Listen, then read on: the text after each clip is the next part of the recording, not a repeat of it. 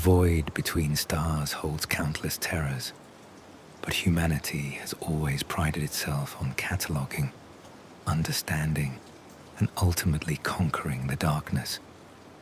The Imperium stretches across 1,000,000 worlds, its citizens secure in the knowledge that Imperial Navy vessels patrol the space lanes, that Space Marine chapters stand ready to defend against incursion, that even the most hostile Xenos races operate according to predictable patterns. Orcs gather in Warg masses that can be tracked and intercepted. Eldar raiders strike from the webway in surgical operations designed for specific objectives. Chaos corruption spreads through weakness and betrayal, terrible but understandable in its malevolence. The galaxy, for all its horror, operates according to certain rules, certain expectations shaped by millennia of warfare and survival. Then came Tyran. The agricultural world of Tyran orbits a stable yellow star in the Eastern Fringe, its surface a patchwork of golden grain fields and processing facilities that feed a dozen neighboring systems. The population numbers in the low millions, farmers, tech adepts, maintaining the macro harvesters, administratum officials ensuring the tithes reach their destinations on schedule. Unremarkable in every way, a functioning cog in the vast imperial machine, its citizens living lives of honest labor beneath skies unspoiled by industrial pollution, the kind of world that appears in propaganda vids as the ideal imperial citizen's life, peaceful and productive. The first indication that something has gone wrong arrives not as a distress call, but as silence. 3 grain transports fail to arrive at their scheduled destinations. Astropathic communications from Tyran become garbled, confused messages speaking of lights in the void, of ships that seem to be alive, of something approaching from the darkness between stars. The sector governor dispatches a Navy frigate to investigate, standard procedure for investigating communication disruptions. The frigate, the Emperor's vigilance, translates into the Tyran system expecting to find perhaps pirates or mechanical failure in the planet's communication array. Instead, the frigate discovers a nightmare. The orbital auger arrays detected first. Massive shapes moving in high orbit around Tyran, forms too large to be conventional spacecraft, yet clearly not asteroids or natural phenomena. They pulse with organic vitality, elongated whale-like bodies trailing tendrils hundreds of kilometers long. Their surfaces covered in what appears to be chitinous armor plates in colors of bone and bruised purple. Bioships, though no one aboard the Vigilance possesses the vocabulary to describe what their sensors show them. Living vessels that violate every principle of spacecraft design, that somehow generate energy through biological processes rather than plasma reactors, that move through the void with predatory grace. The planet below has already begun its transformation. From orbit, the change is visible, as spreading patches of purple-red growth consuming Tyran's golden fields, converting fertile farmland into something else, something alien. The cities show no lights, no signs of habitation. The massive macro harvesters that once moved across the plains in ordered patterns now sit motionless, partially covered by the same organic growth that claims the fields they once tended. The processing facilities stand silent, their structures already beginning to dissolve under the assault of acids and enzymes secreted by the alien infestation. Captain Marcus Bellion, commanding the Emperor's vigilance, makes the decision to send landing parties to investigate. 3 Valkyrie dropships descend through atmosphere thick with spores, their pilots reporting visibility reduced to near zero as clouds of particulate matter swirl through air that has become humid, almost tropical in its oppressive moisture. The dropships land in what had been Tyran's capital city, a modest settlement of perhaps 200,000 souls centered around the primary grain processing complex. The landing parties find the streets empty, not merely abandoned, empty in a way that suggests total absence, as if the population had simply ceased to exist. Buildings stand intact, but doorways gape open. Vehicles sit abandoned with engines cold. Personal belongings scattered across streets and floors as if dropped mid-task. No bodies, no signs of struggle or violence, just absence, made more unsettling by the evidence of interrupted lives. A meal half-eaten on a table, tools set down in the middle of repairs, children's toys scattered in what had been a playground, and the Vox operator makes a discovery that turns unease into horror. Biological residue detected throughout the settlement, sir. Analysis suggests human tissue, heavily degraded. Not bodies, but residue, organic material broken down to its component proteins and nutrients, absorbed into the purple-red growth that covers every surface like a creeping fungal infection. The realization settles over the landing party with the weight of understanding. The population has not fled or died. The population has been consumed, harvested, and processed with industrial efficiency, converted into raw biological material to feed something's appetite. The growth itself reveals its nature under closer examination. Not a fungus or plant, but something simultaneously more complex and more primordial, a hybrid organism that combines attributes of both with additions that defy classification. It pulses with slow rhythms that suggest circulation, secreting digestive enzymes that break down organic and inorganic materials with equal facility. Buildings dissolve slowly where the growth touches them, their metal and rockcrete components being absorbed for mineral content. The entire city has become a vast digestive system, processing everything it touches into usable biomass. Movement draws attention to the city's outskirts. The landing parties spot them through the spore-thick air, creatures emerging from the transformed landscape, bipedal forms that might once have been human in basic structure, but have been radically altered. Extended limbs end in scything claws. Heads have expanded and split to accommodate additional sensory organs. Torsos have been reinforced with chitinous plating that grows directly from reconstituted flesh.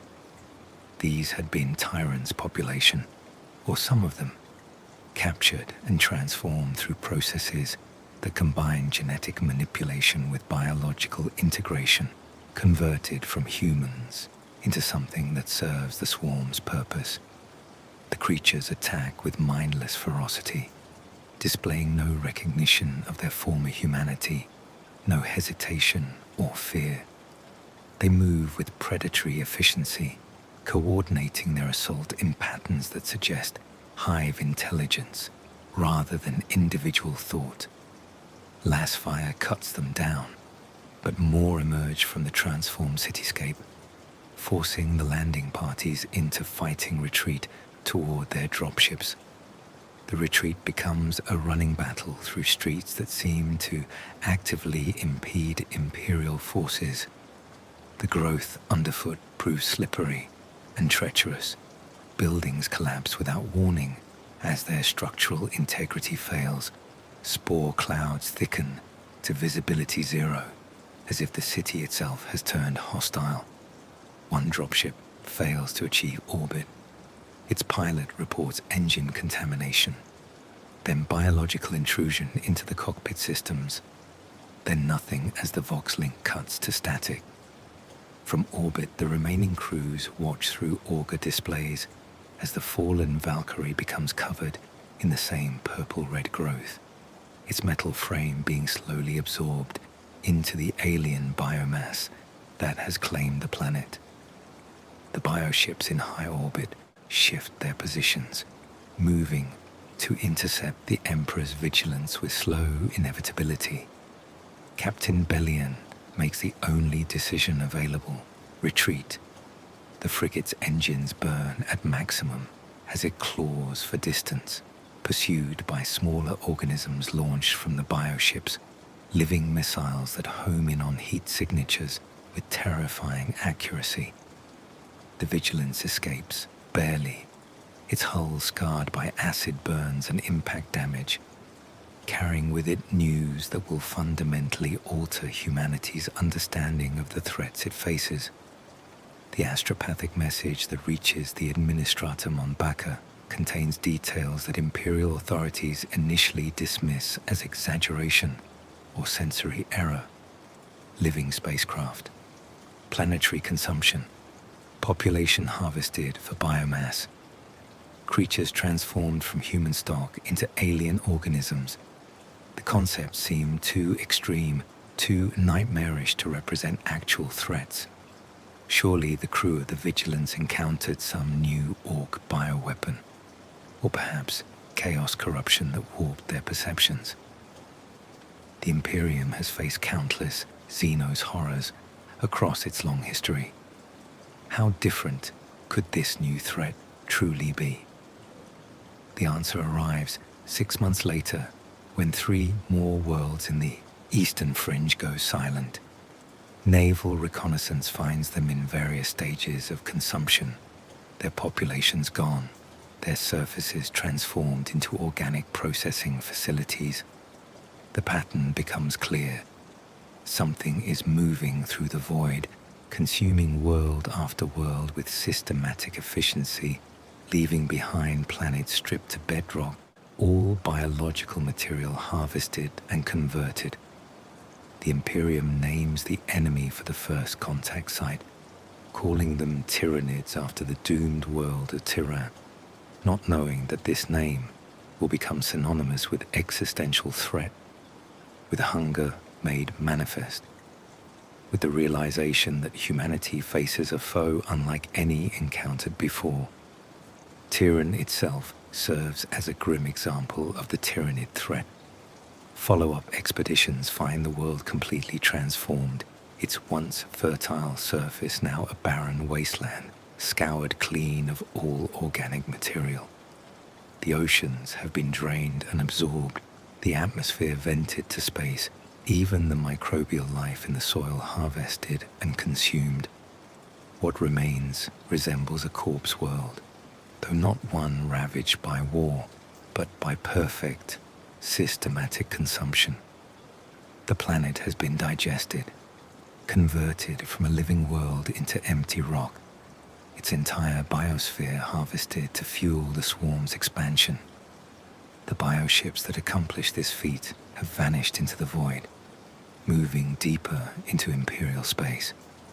Behind them, they leave Tyran as a warning of what awaits the Imperium, not conquest or destruction in conventional terms, but consumption on a scale that threatens not individual worlds, but the entire concept of human civilization. The Administratum begins compiling reports, assigning scholarly designation classifications, attempting to understand what they face through traditional xenological study. They classify organism types. The smaller, 4-armed creatures encountered in combat become designated as Tyranid warriors, the transformed humans as genestealers, the bioships as hive ships. They catalog behaviors, note patterns, begin developing defensive doctrines. The Imperium approaches the Tyranid threat as it has approached all previous Xenos encounters, through military force, through understanding of enemy capabilities, through strategic deployment of resources. The Adeptus Mechanicus begins studying captured specimens, tech priests fascinated by the biological efficiency that allows organisms to survive void exposure, to generate energy through processes that defy standard understanding of biochemistry. What Imperial authorities fail to grasp, what the early encounters with Tyranids do not adequately communicate, is the sheer scale of what approaches.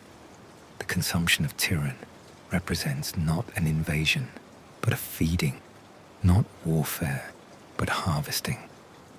The creatures encountered are not an alien civilization making conquest, but organisms serving a hive intelligence of vast scope and singular purpose. They do not seek territory or resources in traditional military terms. They seek biomass. The raw biological material from which they construct ever more organisms, ever more bioships, ever more of themselves. The Imperium will learn this truth through bitter experience, through watching worlds fall despite desperate defense, through realizing that conventional victory means nothing against an enemy that sees defeat as merely a learning opportunity, that adapts and evolves between encounters, that treats each engagement as biological laboratory from which to harvest genetic improvements. The name Tyranid will come to represent not just a xeno-species, but an existential threat, a force of nature given alien intelligence and predatory hunger, approaching from the void with the inevitability of extinction. But these realizations lie ahead, separated from first contact by years of warfare and countless deaths. For now, the consumption of Tyran represents merely a tragic loss, another world fallen to Xenos aggression, its population mourned and recorded in the endless ledgers that track the Imperium's holdings. Administrative officials assign scholars to study the phenomenon, divert naval assets to patrol the affected region, issue warnings to neighboring systems about potential threat patterns. The machinery of imperial governance grinds forward with its characteristic bureaucratic thoroughness, processing the loss of Tyran as it has processed countless previous losses across millennia of constant warfare. The Adeptus Ministorum declares the fallen world's population martyrs to the Emperor's eternal struggle. The Munitorium begins calculating the impact on grain shipments, adjusting tithe assessments for affected sectors. Life continues in the Imperium with the resilience born of a civilization constantly at war. Above Tyran's lifeless surface, the void holds no trace of the bioships that accomplished this consumption. They have moved on, following some incomprehensible instinct toward richer feeding grounds, leaving behind only emptiness as testament to their passing. The planet drifts in its orbit, a monument to efficient predation, waiting silently for whatever scavengers might dare approach its desolate surface. And far beyond the galaxy's eastern edge, in the void between galaxies where no imperial auger can penetrate, something vast beyond comprehension continues its slow approach. The consumption of Tyran represents not an invasion but reconnaissance, not an attack but tasting, the first tentative probing of a new feeding ground by predators that have crossed the intergalactic void in search of sustenance. The Hive Fleets are coming, vast armadas of bioships, carrying trillions upon trillions of organisms, all driven by the same hunger that consumed Tyran. The Imperium does not yet know what approaches, cannot conceive of threats on such scale, cannot imagine that the scattered attacks in the Eastern Fringe represent merely the first symptoms of a catastrophe that will threaten humanity's very survival. The lessons of Tyran will be learned in blood and fire, in desperate last stands and Pyrrhic victories, in the gradual understanding that humanity faces not conquest, but consumption, not defeat, but extinction. The swarm is coming, The great Devourer stirs in the darkness between stars, its hunger vast as the void itself, patient as entropy, inevitable as death. And Tyran serves as its calling card, a demonstration of efficiency written in the biological annihilation of an entire world's population.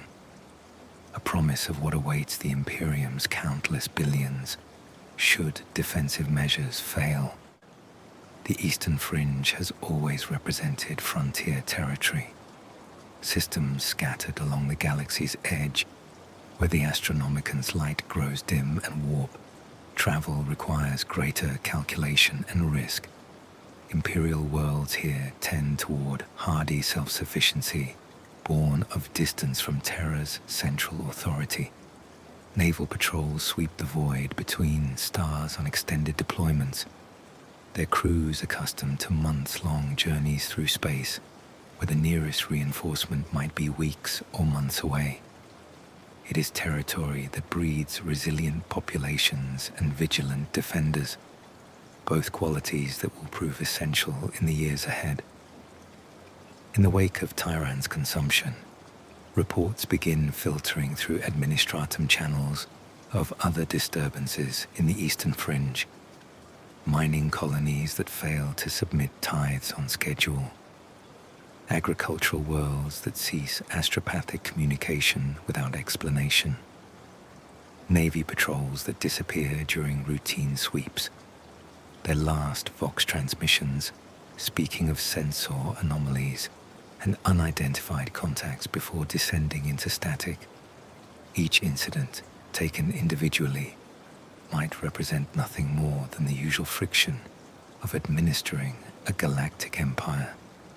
Mechanical failures, local rebellions, warp storm interference, the 1,000 natural problems that plague imperial governance.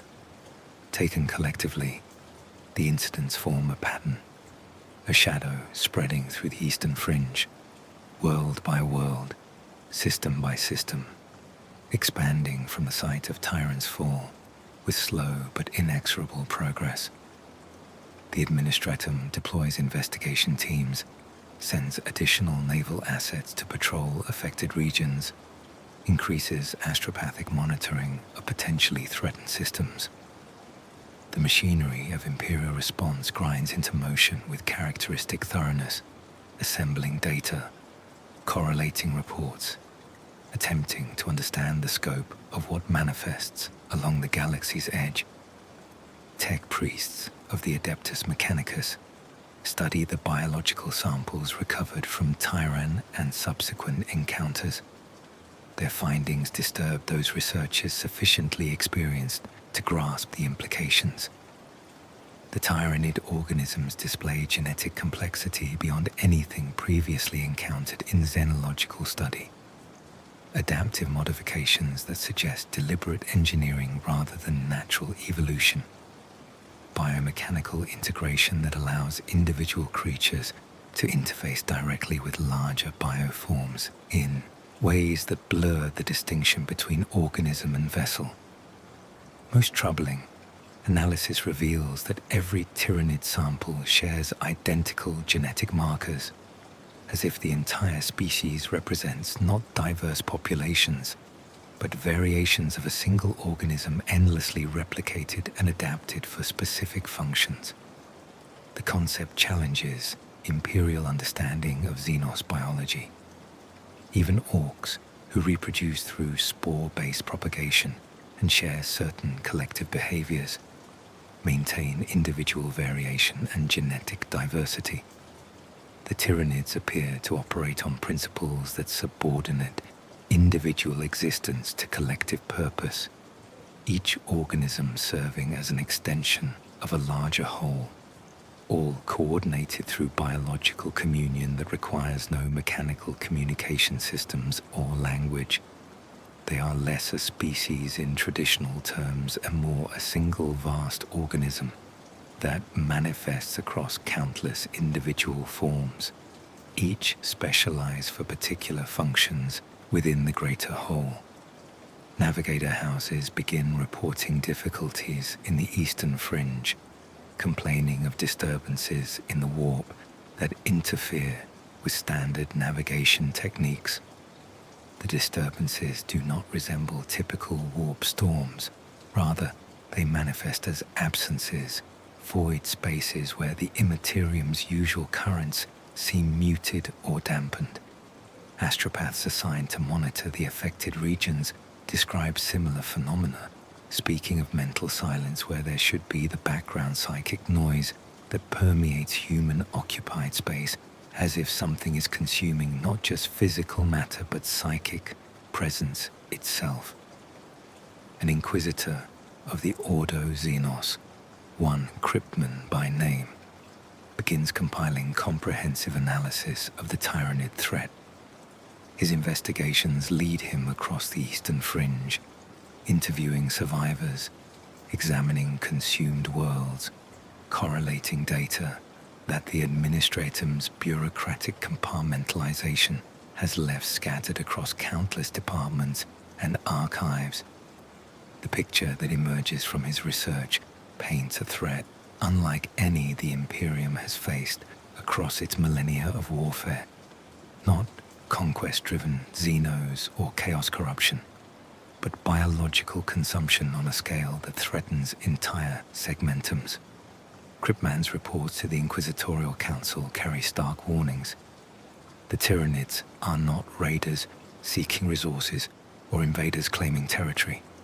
They are harvesters, predators that consume entire biospheres and convert all biological material into more of themselves.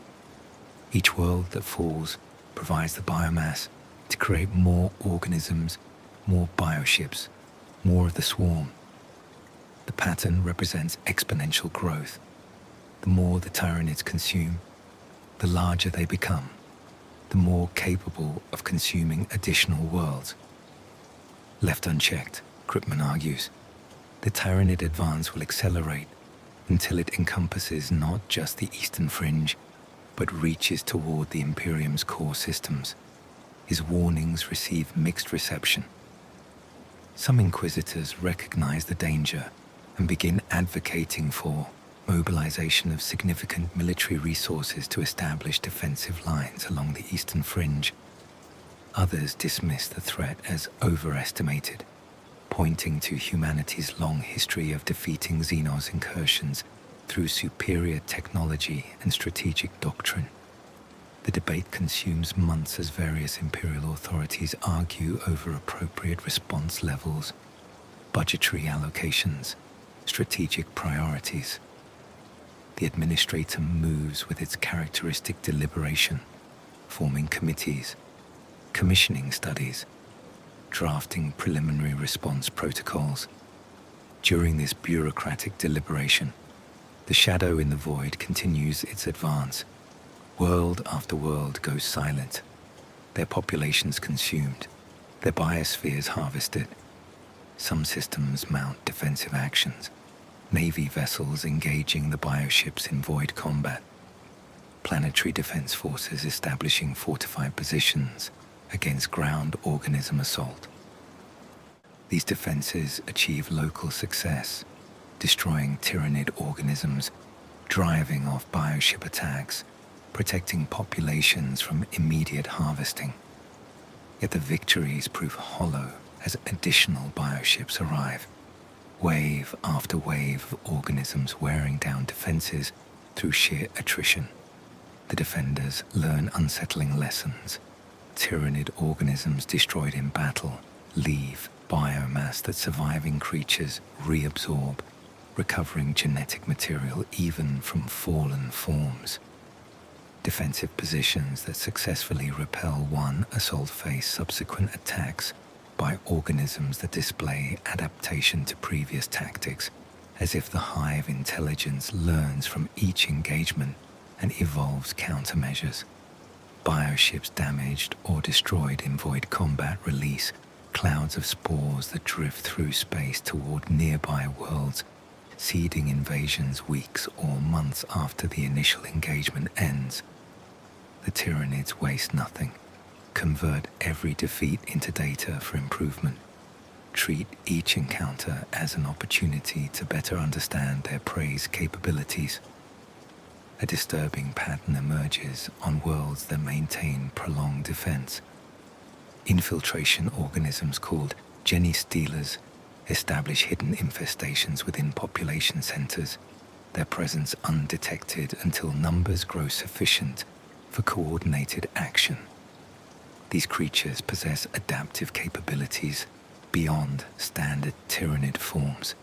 They can survive for extended periods without connection to the Hive Fleet. They demonstrate rudimentary intelligence, allowing them to navigate human social structures. They reproduce through implanting genetic material in host organisms that transform subsequent generations into hybrid forms loyal to the swarm.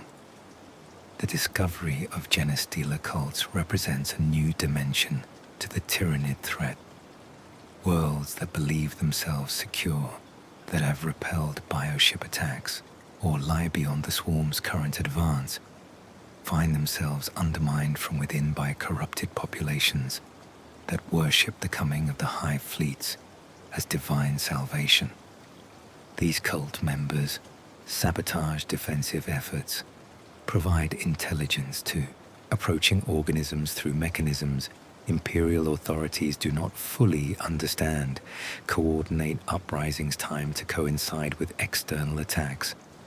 The realization that the Tyranids can infiltrate human society adds paranoia to the terror of direct invasion, turning neighbors into potential threats, making every populated world a possible fifth column waiting to activate.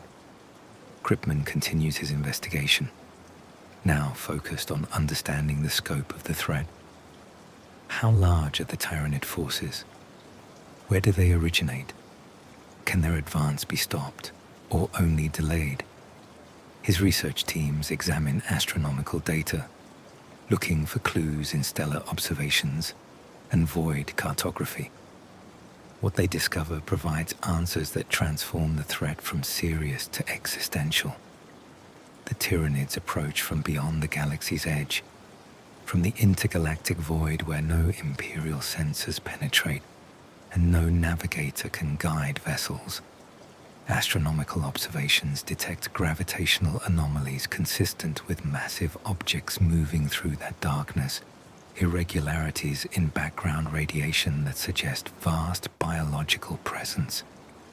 The data implies fleets measuring not in hundreds or thousands of vessels, but potentially millions, armadas that dwarf anything the Imperium can deploy, all moving toward the Eastern Fringe with slow but inevitable progress.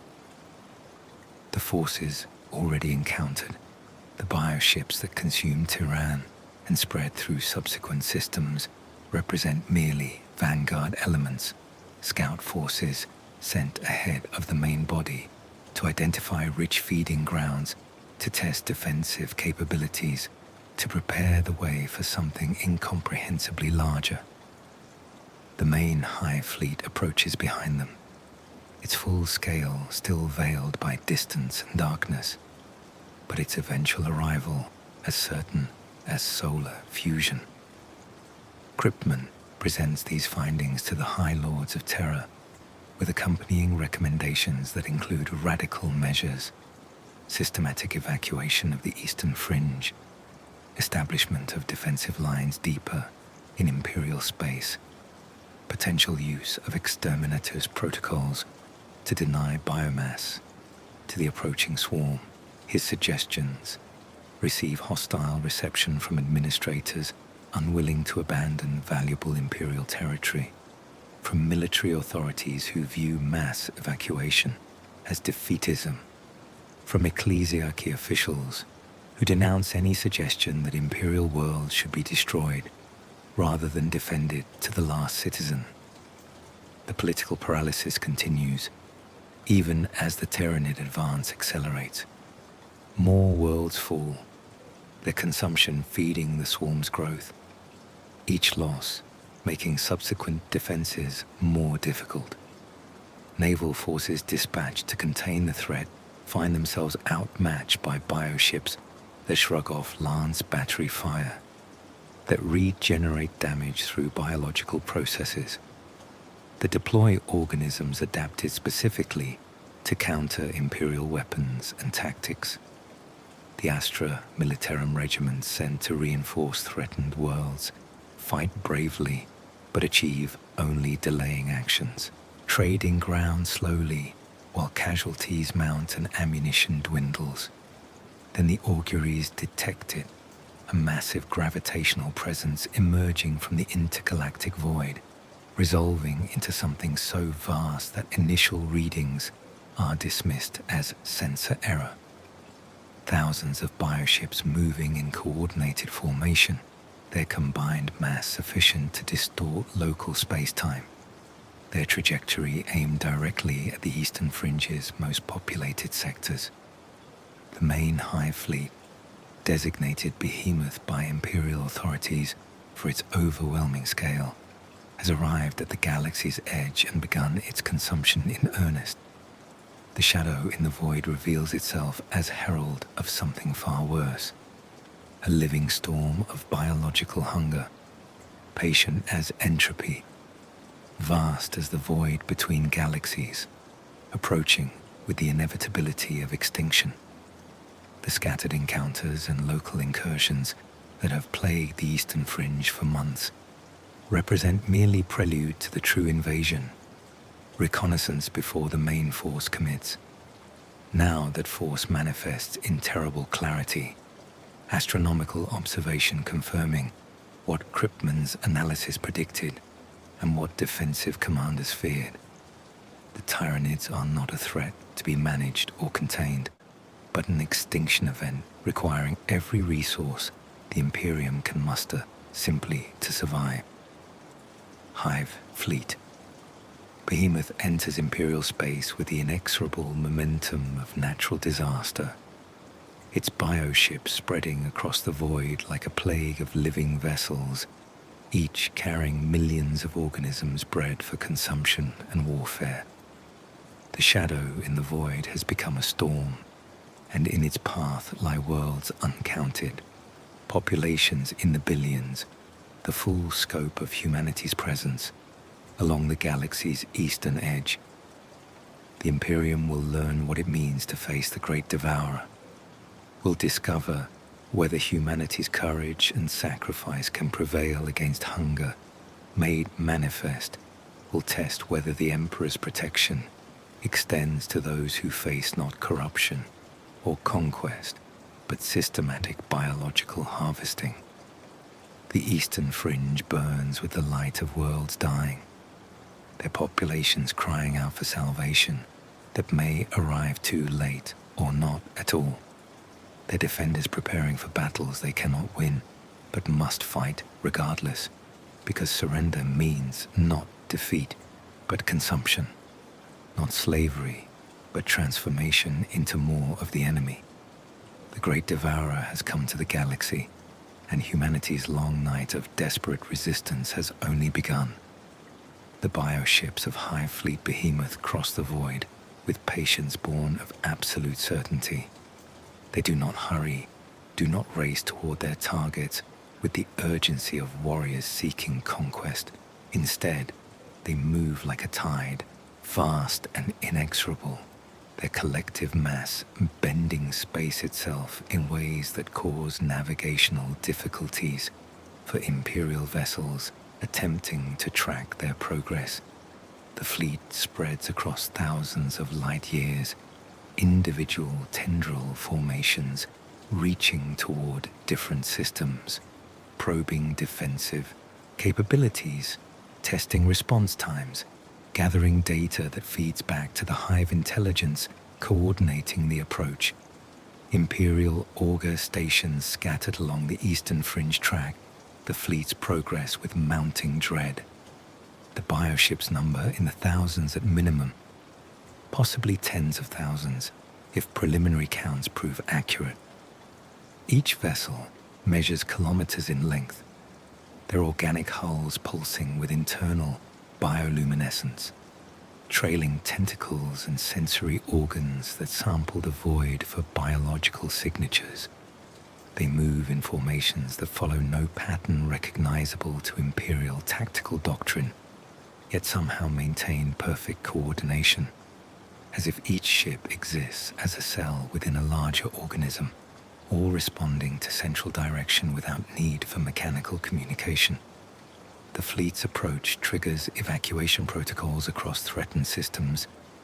Administratum officials work frantically to coordinate mass departures, requisitioning every vessel capable of void travel, organizing populations into transport groups, prioritizing evacuation of critical personnel and genetic stock. The logistics prove nightmarish. Millions of citizens require transportation, food, water, life support during potentially weeks-long voyages to safer systems. Many worlds lack sufficient transport capacity to evacuate more than a fraction of their populations, even with full utilization of civilian and military vessels. Arguments erupt over who receives evacuation priority. Noble houses demand preferential treatment for their bloodlines. Adeptus Mechanicus priests insist on preserving valuable technical knowledge. Military commanders argue for evacuating trained personnel who can contribute to defensive efforts elsewhere. The ecclesiarchy calls for trust in the emperor's protection, denouncing evacuation as defeatism that abandons faithful populations to Xenos. Horror. While these debates rage through official channels, the bioships continue their advance, closing distance to the first heavily populated systems in their path. On worlds designated for defense rather than evacuation, Imperial forces prepare positions with grim determination. Astra Militarum regiments establish fortified perimeters around population centers, dig trench networks that sprawl for kilometers, position artillery batteries targeting probable landing zones. Navy vessels take up orbital positions, their gun decks running continuous battle drills, their crews preparing for void combat against an enemy whose capabilities remain poorly understood. Space Marine chapters dispatch companies to critical worlds, their Astartes expertise in close combat and rapid response deemed essential against the organism swarms that characterize Tyranid ground assaults. The first system in Behemoth's path goes silent 6 weeks after initial detection. Prandium, a modest hive world of some 5 billion souls, ceases all astropathic communication in the span of hours.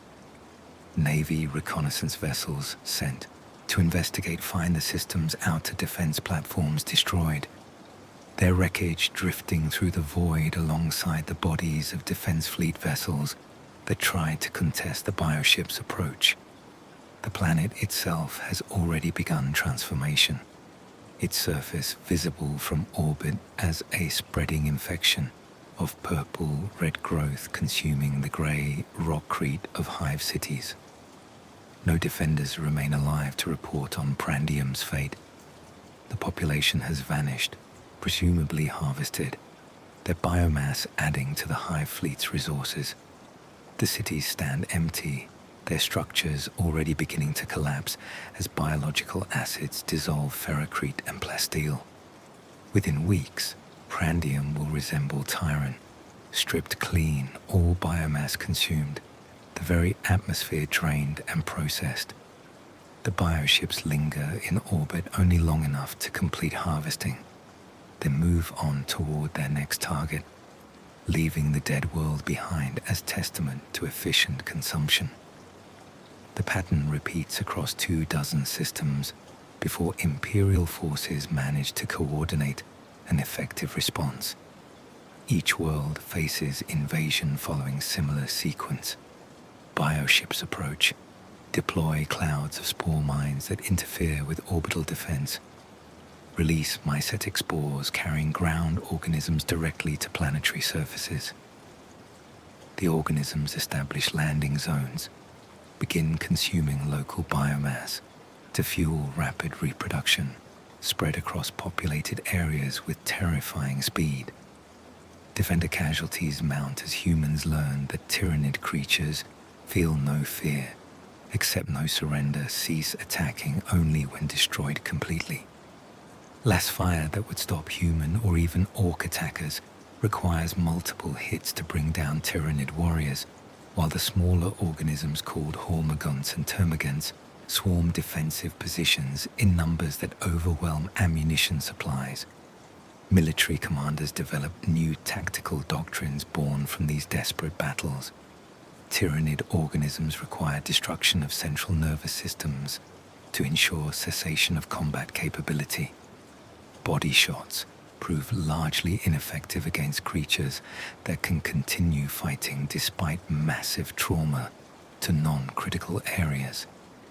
The larger organisms display disturbing resilience, regenerating minor damage through accelerated cellular processes, adapting to weapons that damage them by developing resistance in subsequent waves.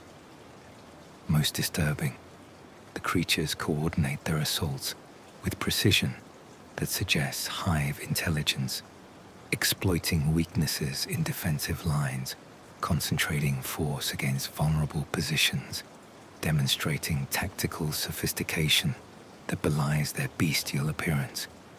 As Hive Fleet Behemoth penetrates deeper into Imperial space, its trajectory becomes clear. The fleet aims for Ultramar, the realm maintained by the Ultramarine Space Marine chapter centered on their fortress world of Macragge. The targeting seems deliberate, as if the Hive intelligence recognizes Macragge's strategic importance and seeks to eliminate a major Imperial strongpoint early in its advance. The alternative explanation proves even more unsettling, that the bioships simply follow the greatest concentration of biomass, that their navigation keys on biological signatures, and that Ultramar's prosperous worlds register as particularly rich feeding grounds. Manius Calgar, chapter master of the Ultramarines, receives reports of the approaching fleet with characteristic strategic acumen. He recognizes immediately the behemoth scale exceeds anything the Ultramarines can defeat through conventional engagement. The bioships outnumber Imperial defenders by orders of magnitude. Their organism reserves appear limitless. Their capacity for adaptation means that tactics successful once may prove useless in subsequent battles. Victory in traditional terms seems impossible. The Imperium cannot match the Tyranids in numbers or replace casualties as rapidly as the swarm generates new organisms from consumed biomass.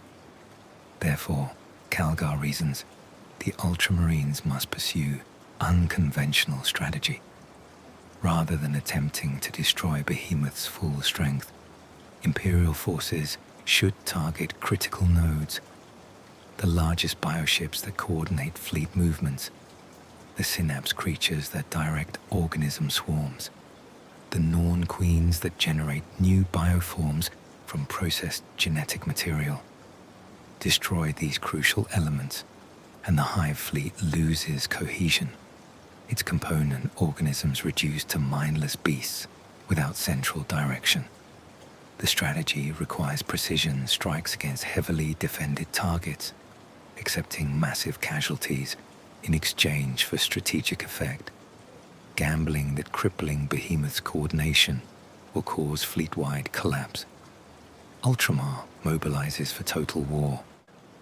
Every Space Marine in the chapter returns to Macragge, even those on distant deployments. The Ultramarine successor chapters receive emergency summons requesting all available forces to reinforce Ultramar's defense. Astra Militarum regiments throughout the sector redirect to threatened worlds, bringing millions of guardsmen to man defensive positions. Navy fleets concentrate around key systems, their admirals accepting that dispersed patrols will prove useless against Behemoth's concentrated advance. The entire realm prepares for the greatest battle in its history. one that will determine whether Ultramar survives or becomes another empty tract of consumed worlds. The civilian population receives instructions to evacuate non-essential personnel while preparing fortified positions for those who remain.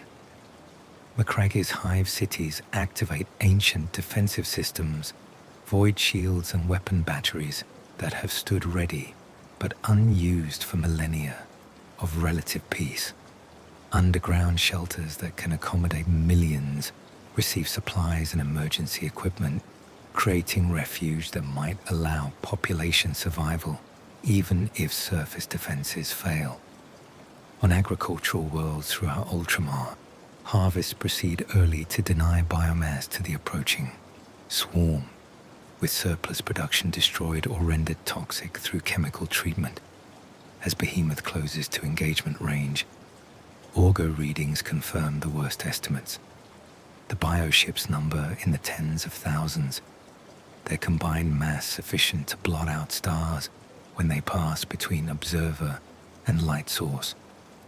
The organisms they carry represent numbers that strain comprehension. Billions at minimum, possibly trillions if estimates of bioship capacity prove accurate. Each vessel appears as a breeding ground and transports simultaneously, generating organisms from stored genetic templates and consumed biomass, birthing living weapons tailored for specific combat roles, dispatching them to planetary surfaces through mycetic spore launches that require no mechanical assistance. The void between Behemoth and Ultramar fills with tension as two forces converge on inevitable collision. Imperial defenders stand ready on dozens of worlds, their weapons loaded, their prayers offered to the Emperor, their resolve hardened by knowledge that retreat means condemning billions to consumption.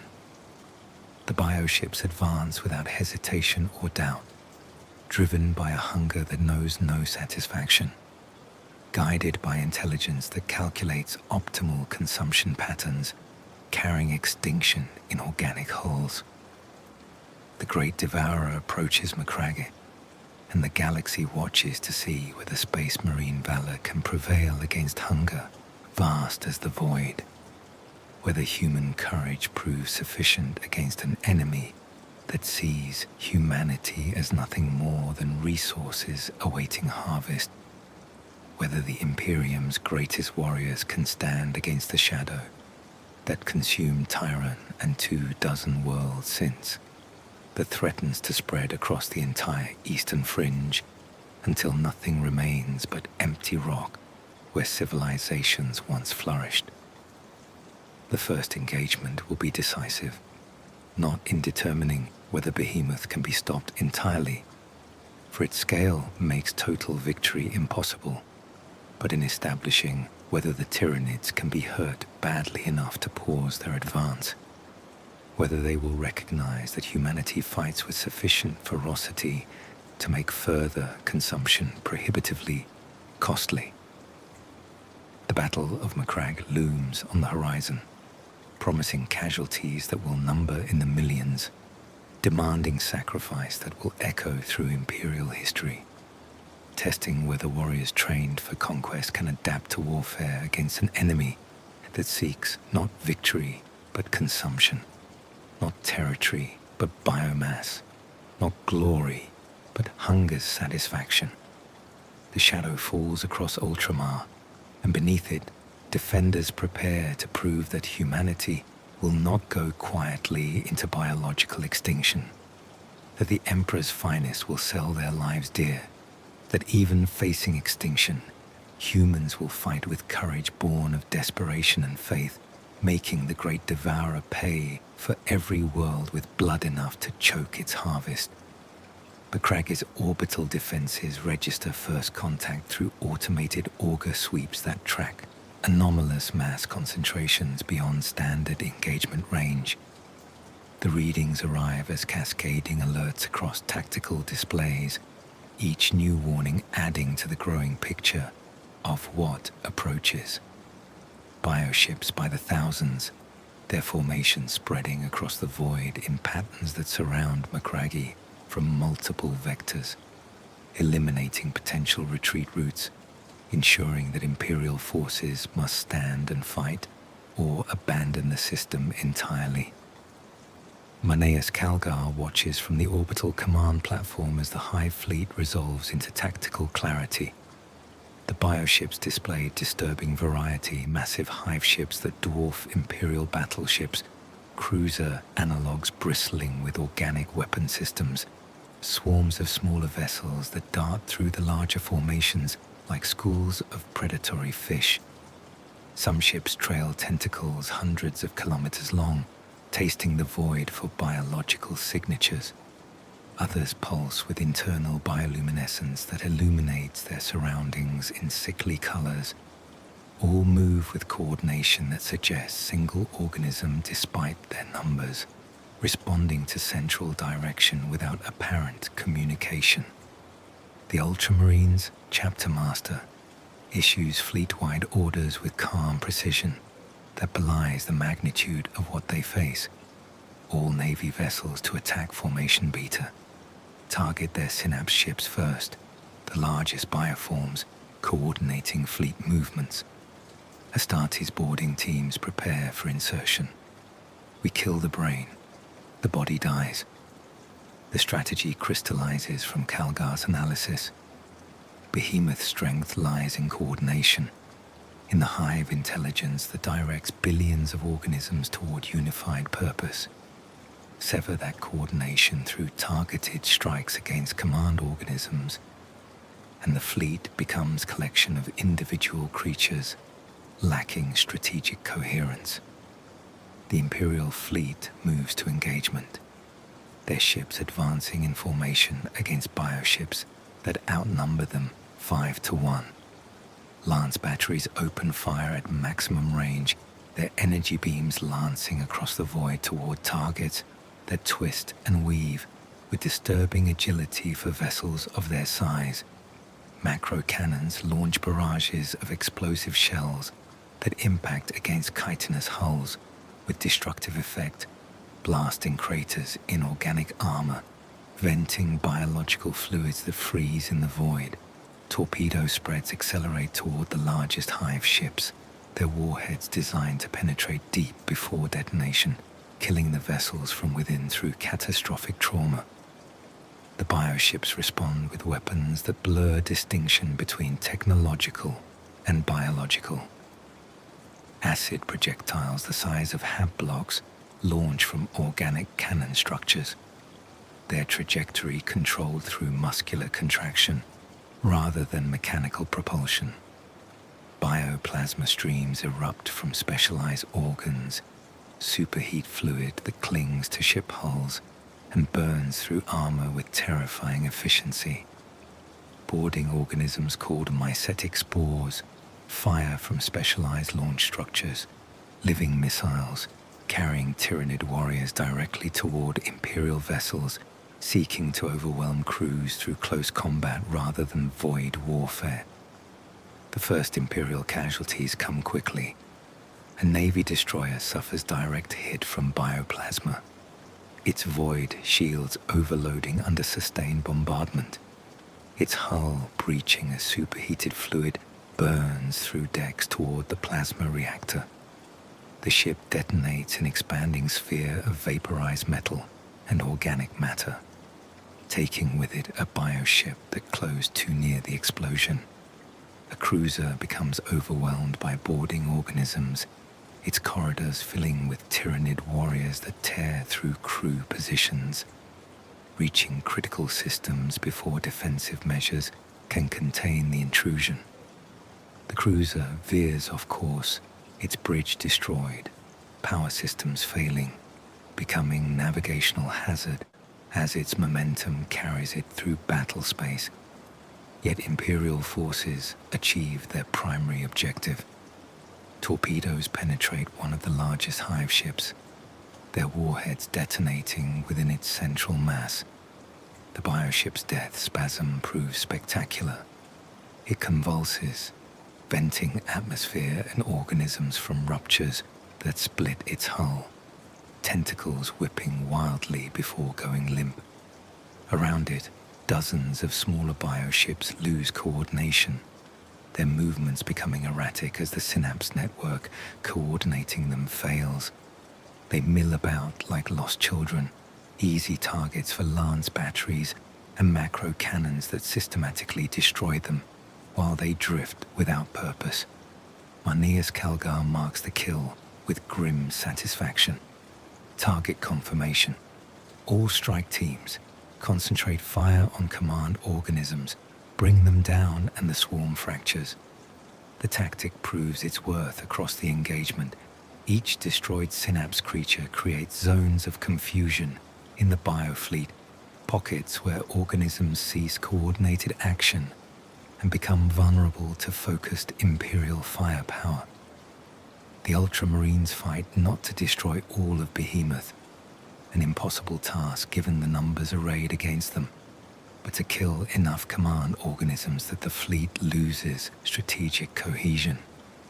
On Macragge's surface, the first spores begin impacting. They fall like meteors, burning through atmosphere to crater into ground with impacts that register on seismic sensors. The spores split open, disgorging organisms that immediately seek prey, drawn toward population centers by instincts that home on biological concentrations. Hormagaunts emerge in chittering swarms, their multiple legs carrying them in bounding rushes toward defensive lines. Termagants follow, smaller creatures armed with biological weapons that spit acid and parasitic organisms. Behind them come the larger forms, warriors coordinating the assault, carnifexes serving as living tanks, lictors moving ahead as infiltrators. The Imperial Guard regiments manning Macragge's outer defenses open fire at ranges that would seem excessive against human or even orc attackers. Against Tyranids, no range proves too far. The creatures advance with single-minded determination, accepting casualties that would break conventional forces, closing distance despite losses that pile dead organisms in windows before defensive positions. Last fire cuts them down by the dozens. Heavy bolter barrages shred charging Hormagaunts. Artillery bombardment leaves craters filled with broken chitin and leaking ichor. Yet more keep coming, fresh waves emerging from spores that continue falling across the continent. A guardsman's experience of Tyranid assault proves nightmarish beyond standard combat. The creatures exhibit no fear, no hesitation, no survival instinct beyond the collective drive to consume. Wound one severely, and it continues attacking until neural function ceases entirely. Kill dozens and hundreds more press forward, stepping over their own dead without acknowledgement. They don't communicate through sound, produce no battle cries or commands, fight in near silence broken only by chittering mandibles and scraping claws. The effect proves psychologically devastating. Humans expect enemies that react to pain, that break when casualties mount, that demonstrate preservation instinct. Tyranids demonstrate none of these, presenting biological hunger in physical form, predators that register humans as prey and nothing more. The defensive lines hold through weight of firepower rather than tactical superiority. Imperial forces learned from earlier Tyranid encounters to prioritize ammunition supply, stockpiling reserve magazines and power packs against organisms that require multiple hits to neutralize. Heavy weapons teams target synapse creatures, the warriors that coordinate organism swarms, whose deaths leave surrounding Tyranids confused and easier to kill. Designated marksmen aim for specific vulnerable points discovered through brutal experience, eye clusters, joint structures, the organs beneath thorax armor that appear critical to motor function. In the void above, Space Marine boarding teams launch toward bioships identified as command vessels. Thunderhawk gunships and boarding torpedoes cross the distance under heavy fire, losing craft to bioplasma and acid projectiles, but achieving their objectives. The Astartes deploy directly into bioship interiors, their armored forms forcing through sphincter-like openings, advancing through corridors of living tissue that pulse around them. The interior of bioships proves alien beyond even Tyranid organism appearance. Walls that breathe, floors that secrete digestive enzymes, atmosphere thick with spores and biological particles that would kill unaugmented humans in minutes. The Ultramarines press deeper, following genetic signatures that mark locations of synapse organisms controlling the vessels. They encounter defender organisms, warriors that attack with scything talons, genestealers that drop from sealing tissue, biological security systems that spray acid or release parasitic organisms. The close combat proves brutal, even for Space Marines, their power armor denting under creature impacts, their bolt weapons firing continuously to clear corridors. Yet they advance through sheer determination, accepting casualties, reaching their targets through force of will and training. Brother Captain Idaeus leads First Company into the heart of a massive hive ship. Their objective, a Norn Queen identified through Auspex readings as generating new organisms from consumed biomass. The chamber they discover defies description in conventional terms, a vast organic cavity in which the Queen gestates, her bloated form connected through biological umbilicals to processing organs that dissolve and reconstitute genetic material. Around her, partially formed organisms grow in amniotic sacs, visible stages of construction as the ship converts mass into warriors. Destroying her requires sustained fire from every Astartes weapon, the Queen's armored hide resisting even bolt shells until concentrated bombardment opens fatal wounds. The hive ship dies with its Queen, its biological processes shutting down, the partially gestated organisms ceasing development, the vessel itself beginning slow collapse as metabolic functions cease. The Ultramarines fight their way back to extraction points, racing through corridors that compress as the ship's death spasm crushes internal spaces. Not all make extraction. Some battle brothers become trapped by collapsing tissue, others overwhelmed by final assault from defender organisms. Captain Idaeus himself falls, buying time for his squad to reach boarding torpedoes, his last stand allowing survival of Marines under his command. On Macragge's surface, the pattern repeats across every continent, every hive city, every defensive position. Organisms crash against human lines in waves, testing defenses, probing for weakness, dying in numbers sufficient to clog defensive trenches with their own dead. Where they break through, hand-to-hand combat erupts, guardsmen fighting with bayonets and combat knives against creatures that tower over human scale.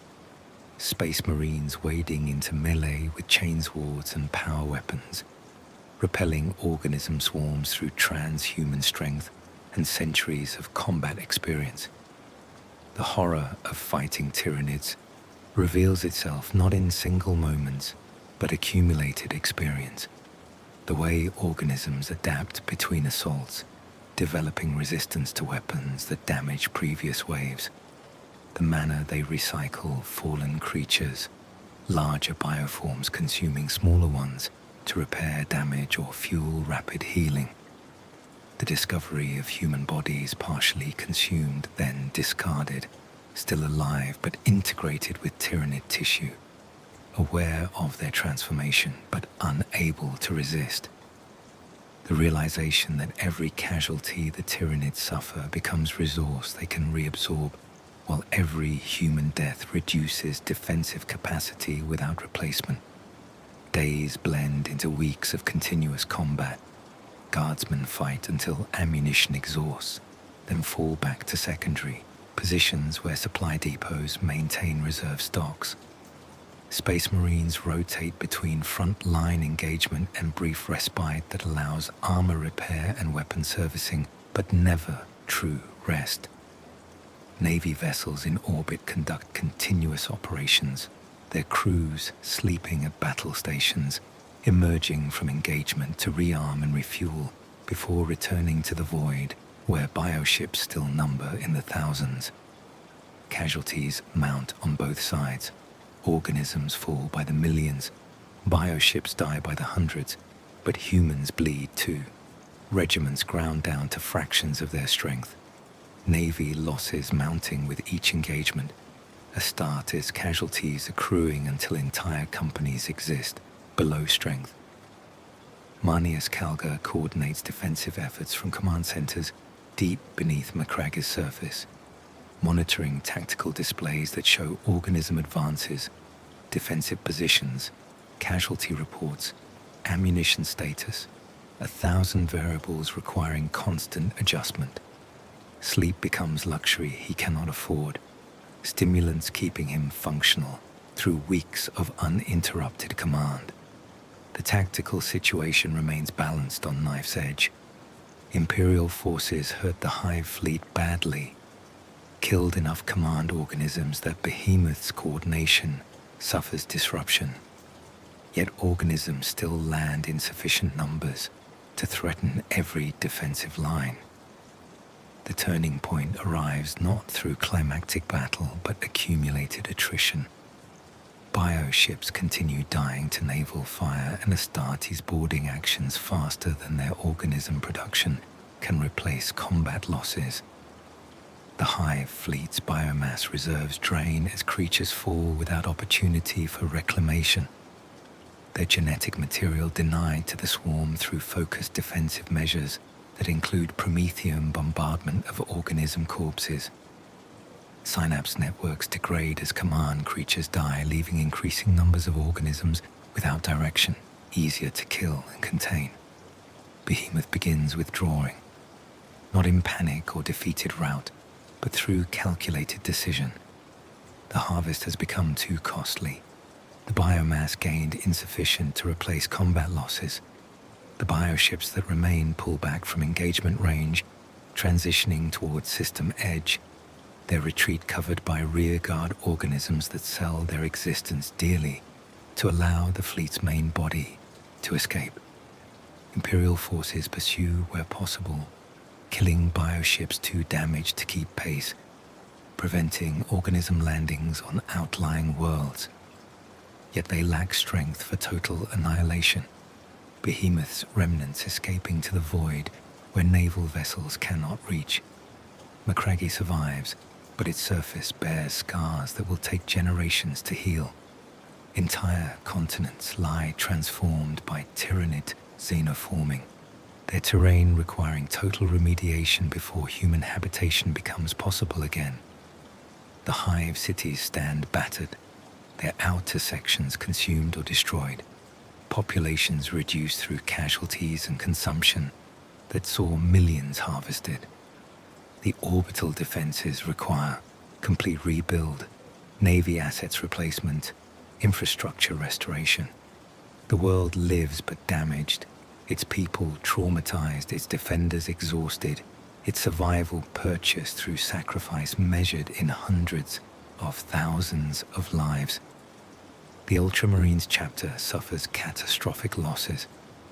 First Company no longer exists as combat-effective force, its brothers fallen during boarding actions or surface defense. Multiple other companies reduced below strength, requiring years of recruitment and training to restore. Chapter Master Calgar himself bears scars from close combat with Hive Tyrant, wounds that killed 2 battle brothers attempting to protect him before he brought the creature down. The Ultramarines endure, but they are bloodied, diminished, their invincible reputation tested against enemy that nearly broke them despite every tactical advantage fighting on their home world provided. Across Ultramar, 23 worlds suffered Tyranid attack. 8 fell completely, their populations consumed, surfaces rendered lifeless. The others survive in various states of damage, all requiring extensive reconstruction, several facing decades of remediation before full functionality returns. The realm endures, but changed, its people bearing trauma of facing extinction, its defenders understanding that Behemoth represented first wave, not final threat. Imperial authorities analyzed the battle results with mixed recognition. Hive Fleet Behemoth suffered massive damage, potentially fatal disruption to its hive intelligence, losses that reduced its threatening capacity by estimated 90%. Yet the fleet still exists, its remnants retreating deeper into the void where they may recover, regenerate, return. Worse, Behemoth's assault revealed Tyranid adaptive capabilities. The organisms that fought at Macragge's end displayed modifications that countered tactics successful early in the battle, suggesting the hive mind learns continuously, evolves solutions to encountered threats, will apply those lessons in future encounters. The Battle of Macragge proves that Tyranids can be fought, that tactical acumen and sacrifice can achieve victory against the swarm. But it also demonstrates the cost such victories require. Millions of casualties, entire worlds damaged or lost, Space Marine chapters bled white, Navy fleets requiring years to replace losses. If every Tyranid defeat demands sacrifice on Macragge's scale, then humanity faces unsustainable attrition, even in victory. The great Devourer can be wounded, driven back through desperate defense. But the lesson Macragge teaches proves sobering. Defeating one Hive fleet nearly broke Ultramar, and beyond the galaxy's edge, the void holds more, potentially many more, each learning from predecessors' mistakes, each approaching with hunger that knows no satisfaction until all biomass is harvested. The harvest failed at Macragge, but the shadow continues spreading, and in the darkness between stars, the great Devourer stirs, considering what it learned, adapting its approach, preparing for next assault with patience born of absolute certainty that eventually, inevitably, all life will feed its endless hunger. The decades following Behemoth's defeat bring deceptive peace to the Eastern Fringe. Naval patrols report no bioship sightings. Augur stations detect no gravitational anomalies, suggesting Tyranid fleet presence. Recovered worlds begin reconstruction with cautious optimism that perhaps the threat has passed. The Imperium treats Behemoth's retreat as victory final, rather than temporary reprieve. Military resources redirecting toward other threats, chaos incursions, orc, way, eggs, the endless grinding necessity of maintaining order across 1 million worlds. Imperial Guard regiments trained in anti-Tyranid warfare redeploy to conventional campaigns. Navy fleets return to standard patrol patterns. The machinery of governance shifts focus from xenological horror to more familiar threats. Yet some remain vigilant. Inquisitor Kripman continues monitoring the void beyond the galaxy's edge, his research teams analyzing astronomical data for evidence of Tyranid presence. What they discover over years of patient observation provides no comfort. Gravitational anomalies that suggest multiple massive fleet concentrations, all beyond direct detection range, but indicated by their effects on background radiation and stellar positioning. The Hive fleets are not deterred by Behemoth's defeat. They are preparing, learning, adapting their approach based on data harvested from that first assault. The Tyranids learned more from Behemoth than the Imperium did. Every tactic that hurt them, every defensive measure that slowed their advance, every weapon that proved particularly effective, all recorded in Hive memory for analysis and countermeasure development. The organisms that died transmitted genetic information back to fleet reserves before termination. The synapse creatures destroyed provided data on vulnerability points requiring protection. The bioships killed revealed engineering weaknesses demanding biological correction. Behemoth's retreat represents not defeat in any conventional sense, but data collection, phase completion, a test whose results now inform improved designs.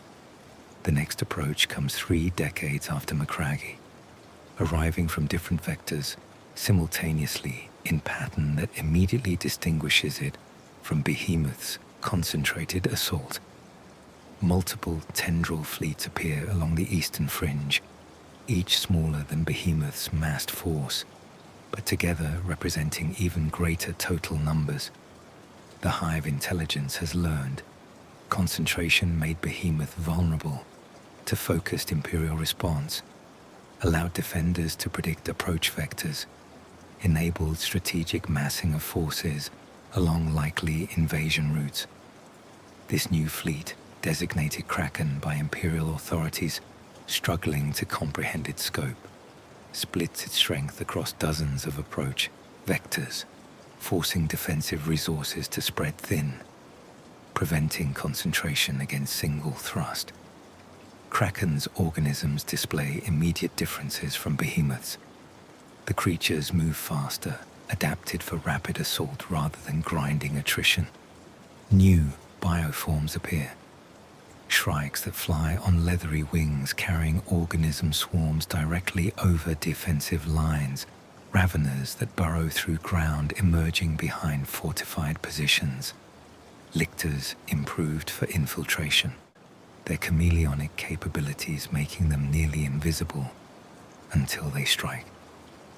The Hive Fleet learned from its defeat, evolved solutions to problems encountered at Macragge, arrives now with tactical sophistication that suggests careful study of Imperial defensive doctrines. The first worlds hit by Kraken's assault fall before adequate defensive measures deploy. The split tendril approach catches Imperial forces unprepared, lacking sufficient strength at each contact point to mount Macragge-scale resistance. Planetary defense forces find themselves facing Tyranid invasions without space marine support or significant Imperial Guard reinforcement, relying on local PDF capabilities against swarms that adapted specifically to overcome standardized defensive tactics. Some worlds mount heroic resistance, their populations fighting with determination and ingenuity, achieving local victories through desperate measures. Most fall within weeks, their defensive efforts overwhelmed by organism numbers and biological adaptation that counters their weapons. The Imperium responds with emergency mobilization, redirecting forces from across the Eastern Fringe and beyond. Multiple Space Marine chapters deploy companies to threaten systems. Imperial Guard regiments embark on emergency transports, racing toward battles already underway. Navy fleets concentrate wherever Kraken tendrils concentrate, engaging bioships that display new defensive capabilities, improved armor distribution, enhanced regeneration rates, specialized organisms designed specifically for void combat against Imperial vessel types. The defensive effort fragments across dozens of simultaneous battles, each critical to local populations, but none attracting sufficient resources for decisive engagement. Commanders find themselves conducting desperate triage, choosing which worlds receive reinforcement and which must face invasion with only local forces. The strategic calculus proves brutal. Worlds with smaller populations or lesser strategic value receive abandonment orders, evacuation where possible, or simple acceptance that their populations will be lost to harvest. Imperial Guard regiments fight delaying actions on doomed worlds, buying time for evacuation transports to carry refugees towards safer systems, selling their lives to save civilians they will never meet. Some worlds achieve effective defense through tactical innovation born of desperation. On Ishar 4, combined Imperial forces led by multiple Space Marine chapters develop counter-swarm tactics that target synapse creatures through coordinated precision strikes while maintaining defensive integrity against organism masses. The battle proves brutal, lasting months of continuous engagement, but ultimately achieves victory through adaptation matching the Tyranid's own. Imperial commanders learning to identify command organisms through behavioral analysis, developing weapons and tactics specifically to exploit vulnerabilities unique to Tyranid biology, accepting casualties in pursuit of strategic objectives rather than tactical positions. Yet for every world saved, 3 fall. Kraken consumes populations numbering in the billions across 24 systems before Imperial defenses solidify sufficiently to halt major tendril advances. The harvest proves more successful than Behemoth achieved, Kraken's tactical improvements allowing greater biomass acquisition, feeding fleet growth that makes each subsequent assault more threatening than the last. The bioships grow larger, their organism production accelerates, new bioform variants appear designed to counter specific Imperial weapons and tactics. The Imperium discovers that fighting Tyranids requires constant adaptation, continuous innovation to stay ahead of Hive Fleet evolution. Weapons effective in one battle prove less useful in the next as organisms develop resistance. Tactics successful against Behemoth fail against Kraken's modified approach. Defensive doctrines require continuous revision, commanders learning to expect that Tyranid assault patterns observed today will prove outdated tomorrow, as the hive mind incorporates lessons learned and deploys countermeasures. Warfare against the swarm becomes arms race conducted at biological timescales, humanity's technological advancement pitted against genetic adaptation that occurs between battles rather than across generations. The psychological impact compounds military challenges. Imperial Guard regiments that fought Tyranids once find redeployment against them, devastating to morale. Soldiers who witnessed organism swarms, who saw comrades consumed and transformed, who understand that death against Tyranids means becoming resources for the enemy. These veterans require enhanced discipline and faith maintenance to remain combat effective. Some regiments break entirely, officers reporting desertion rates and discipline failures as troops refuse deployment against an enemy whose inevitable return they have seen firsthand. Space Marine chapters adjust their doctrines, developing specialized anti-Tyranid tactics and equipment. The Ultramarines, bearing scars of Macragge, share hard-won knowledge through chapter networks.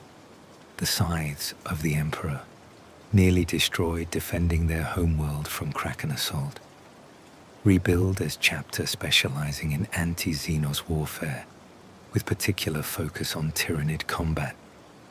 Knowledge spreads through Imperial forces, target synapse creatures first, deny biomass reclamation through fire, maintain ammunition reserves beyond standard loadouts, expect organism adaptation between engagements.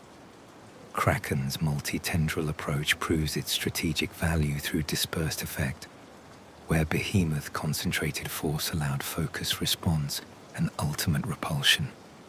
Kraken spreads impact across sectors, achieving harvest even where individual tendrils suffer defeat. The fleet loses bioships and organisms in numbers that would represent catastrophic casualties to human forces, yet continues operations because defeated tendrils represent expendable investment, while successful harvests provide genetic material and biomass return sufficient to justify overall campaign cost. The Hive intelligence calculates in terms alien to human strategic thought, accepting losses that would break conventional forces because growth through successful harvest outpaces consumption through combat loss. Imperial Strategic Command attempts to predict Kraken's movements through analysis of tendril patterns and bioship concentrations. The effort proves frustrating. The Hive Fleet's approach follows no logic comprehensible to human tactical thought. Some tendrils drive toward densely populated hive worlds, their trajectory suggesting hunger for massive biomass concentrations. Others veer toward lightly inhabited agri-worlds whose populations barely register on sector-wide sensors. Naval ambush forces position themselves along predicted routes only to find bioships altering course, avoiding engagement, pursuing alternate paths toward targets whose strategic value remains unclear until invasion commences. The pattern eventually reveals itself through accumulated observation. Kraken hunts not just biomass, but genetic diversity. The Hive Fleet targets worlds whose populations display useful biological traits, harvesting specific genetic material to incorporate into organism designs. Agri-worlds fall to raids that consume not just humans, but native wildlife and plant species, their genetic information adding to the Tyranid's biological repository. Research stations studying xenological specimens attract assault disproportionate to their population or strategic importance. The Hive intelligence recognizing value in collected xenos DNA. Even low population mining worlds suffer invasion when their workers demonstrate valuable adaptations to hostile environmental conditions. The realization transforms understanding of Tyranid motivation. They do not simply consume, they harvest, gather, collect. Each world represents not just fuel for continued expansion, but genetic library from which the hive mind can draw new organism designs. The creatures that attack Imperial defenders incorporate traits stolen from countless species across countless worlds. Biological plagiarism that combines the most effective survival characteristics from diverse biospheres into unified predatory forms. Tyranid warriors demonstrate skeletal structure borrowed from one species, musculature derived from another, sensory organs adapted from a third, all integrated through biological engineering that turns genetic diversity into tactical advantage. This understanding comes too late to save dozens of worlds already fallen. The populations consumed by Kraken include not just standard human stock, but specialized variants, abhuman populations whose genetic modifications suit them for extreme environments, descendants of colonies that developed unique traits through isolation and adaptation. Even carefully cultivated bloodlines maintained by noble houses for their specific characteristics. All this biological information flows into the Hive Fleet's genetic reserves, expanding the palette from which future organisms can be designed. Imperial responses grow increasingly desperate as Kraken's tendrils penetrate deeper into populated sectors. On worlds that cannot be adequately defended, Inquisitor Cryptman implements his most controversial strategy. Exterminatus orders for threatened planets before Tyranid consumption completes. The logic proves sound from coldly strategic perspective. A world destroyed by Imperial weapons denies biomass to the swarm, prevents genetic material acquisition, removes the resources that fuel Tyranid expansion. Yet the human cost staggers comprehension. Billions of loyal Imperial citizens die to orbital bombardment, their worlds rendered lifeless by virus bombs and cyclonic torpedoes, their sacrifice necessary to deny the enemy victory, but terrible in its totality. The Exterminatus campaign creates buffer zones where advancing Tyranid tendrils find only dead worlds, empty systems offering no sustenance. The strategy works in purely tactical terms. Several Kraken tendrils falter and withdraw after encountering chains of lifeless planets, their bioships lacking sufficient biomass reserves to continue advance without feeding. Yet the political and moral implications tear through Imperial authority. Entire sectors depopulated by edict, populations loyal to the Emperor for generations condemned without opportunity for evacuation or defense, worlds rendered permanently uninhabitable through weapons designed to cleanse corruption, now deployed against humanity itself. The debate rages through administratum chambers and inquisitorial councils. Cryptman's supporters argue necessity. Better to sacrifice planets than lose entire sectors to consumption. Pragmatic choice between certain limited loss and potential unlimited catastrophe. His opponents decry the abandonment of Imperial citizens, the betrayal of humanity's duty to protect its own, the precedent that allows world killing based on strategic calculation rather than absolute corruption. Some call for Cryptman's censure or execution. Others nominate him for highest honors, the split reflecting fundamental disagreement over how humanity should respond to existential threat. While this political struggle unfolds, the war continues across hundreds of systems. Imperial Guard regiments fight battles that blend heroism and horror in equal measure. On Graia, the Cadian shock troops establish defensive lines that hold for 3 months against continuous organism assault, their discipline and firepower grinding down wave after wave until ammunition exhaustion forces retreat. On Prandium Secundus, the Catachan jungle fighters adapt their guerrilla expertise to anti-Tyranid operations, conducting hit-and-run raids against organism concentrations, targeting synapse creatures with specialized assassination teams, buying time for civilian evacuation through tactics that trade stealth for the grinding attrition of conventional defense. Space Marine chapters develop specializations born of repeated Tyranid engagement. The Mortifactors chapter embraces close combat doctrine. Their assault squads equipped with flamers and power weapons optimized for organism swarm destruction. The Angels of Absolution perfect orbital insertion tactics. Thunderhawk strikes targeting identified synapse nodes before ground forces can establish defensive cohesion. The Aurora chapter, successors of the Ultramarines, implement their primogenitors' lessons from Macragge, creating combined arms doctrine that balances firepower and maneuver against an enemy requiring both to defeat. The Tyranids continue evolving in response to Imperial tactics. New bioforms appear designed to counter specific defensive measures, biovores that launch living ammunition over defensive walls, exocrines that provide organic artillery to match Imperial heavy weapons, maleceptors that project psychic assault against defenders' minds. Most disturbing, genestealer infiltration accelerates across threatened sectors.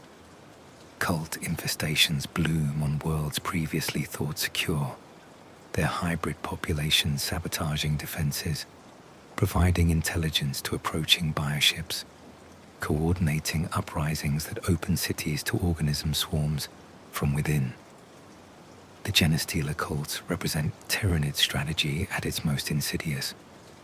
Unlike the direct assault of organism swarms or bioship bombardment, cult infiltration proceeds through generational subversion. A single genestealer implants genetic material in human host. That host's offspring carry hybrid genetics, partially loyal to the hive mind. Subsequent generations become increasingly xenos in biology and loyalty, until fourth-generation hybrids prove indistinguishable from pure humans, except through genetic testing. These infiltrators establish cult structures hidden within imperial society, recruiting willing members through promises of salvation and brotherhood, creating fifth columns that await bioship arrival to reveal their true allegiance.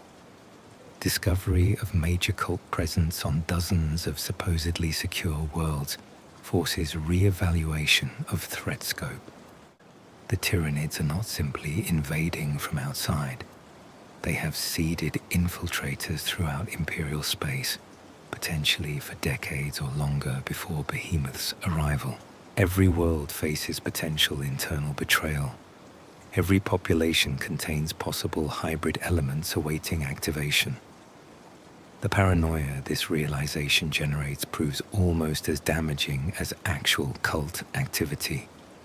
Imperial authorities conducting purges that kill loyal citizens alongside genuine infiltrators, populations turning suspicious of neighbors and family members, social cohesion fracturing under weight of fear.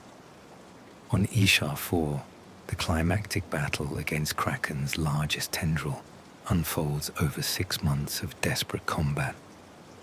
Multiple Space Marine chapters converge on the Hive world, their combined forces representing one of the largest Astartes concentrations since the Great Crusade. Imperial Guard regiments from 24 worlds reinforce the defense, their numbers measuring in the millions, their equipment representing significant percentage of sector military resources. The Tyranids commit comparable force, bioships number in the thousands, organism landings measure in the billions, the invasion force dwarfing even Macragge's assault through sheer quantity deployed. The battle proves Kraken's tactical evolution. The organisms coordinate assaults with precision that rivals human military operations, their attacks targeting command, structures, and supply lines rather than simply pressing forward regardless of cost. Synapse creatures deploy in redundant networks, their backup coordination preventing catastrophic cohesion loss when individual commanders fall. Specialized bioforms counter specific Imperial units. Anti-armor organisms target vehicle formations. Flying swarms intercept Thunderhawk insertions. Burrowing creatures undermine fortified positions. The Hive intelligence demonstrates learning, adaptation, tactical sophistication that forces Imperial commanders to constant innovation simply to maintain defensive integrity. Yet each R4 holds. The combined Imperial force achieves coordination rare in the fractured command structures typical of sector defense. Space Marine chaplains maintain morale among guard regiments facing psychological horror. Tech priests ensure ammunition supply chains function under organism assault. Navy vessels provide orbital fire support with precision that requires dangerous close approach to bioship formations. The defense succeeds not through superiority in any single element, but through combined arms coordination that presents the Tyranids with problems requiring simultaneous solution. Kill the Space Marines conducting surgical strikes against synapse nodes, while defending against guard mass infantry assaults, while countering naval bombardment, while maintaining organism production rates sufficient to replace combat losses. The turning point arrives through sacrifice that echoes Macragge's lesson. An ultramarine strike force penetrates to the largest hive ship's core, battling through kilometers of living tissue to reach the Norn Queen coordinating Kraken's assault.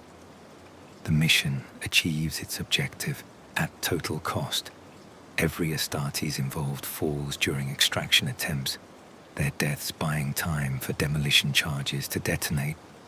The Hive ship's destruction sending cascading failures through Kraken's synaptic network. Organism swarms lose coordination. Bioships withdraw to re-establish command structure. The momentary confusion allowing Imperial forces to launch counteroffensive that pushes the invasion back. Kraken retreats from HR-4, but the fleet survives largely intact, its tendrils withdrawing to regroup rather than facing annihilation. The Tyranids learned once again. Concentrated assault on prepared positions proves costly. The biomass harvest insufficient to justify casualties sustained. The Hive intelligence calculates, adapts, begins implementing new approach that will manifest in future invasions. Imperial forces celebrate victory, but commanders recognize the pattern. Each defensive success teaches the Tyranids lessons they incorporate into improved tactics. Each victory purchased a cost that depletes Imperial resources while the swarm simply adapts and returns. The war against Kraken continues for years, grinding through dozens of systems, consuming hundreds of worlds partially or completely. Some tendrils achieve successful harvest, their bioships gorging on planetary biomass before Imperial response can coalesce. Others face defeat, their organisms destroyed, their fleet elements crippled or killed. The overall pattern trends toward Tyranid advantage despite local Imperial victories. The Hive fleet gains more biomass than it loses, harvests sufficient genetic material to fuel continued evolution, learns tactical lessons that inform future approach. Each engagement proves the terrible arithmetic of fighting Tyranids.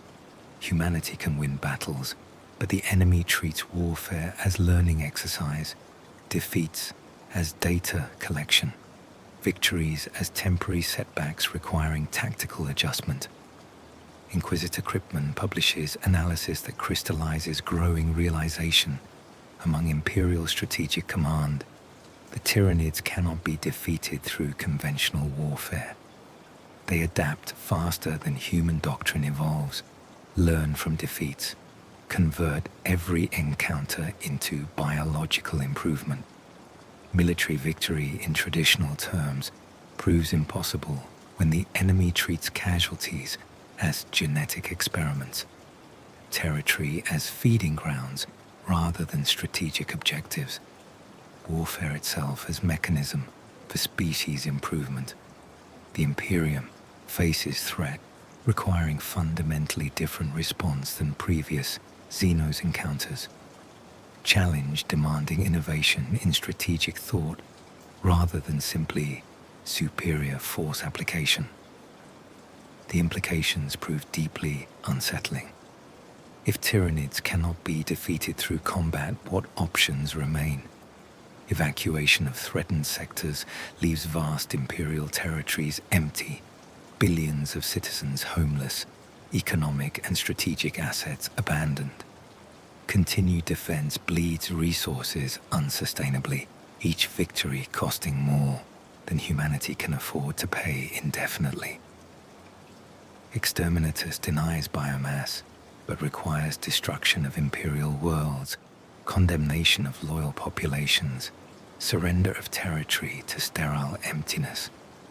None of these solutions address fundamental problem. The Hive fleets continue approaching from beyond the galaxy, and Kraken represents only second major invasion where Behemoth was first, suggesting more weight in the darkness, each potentially larger and more adaptive than predecessors. The Eastern Fringe burns with wars that blend together into continuous, desperate resistance.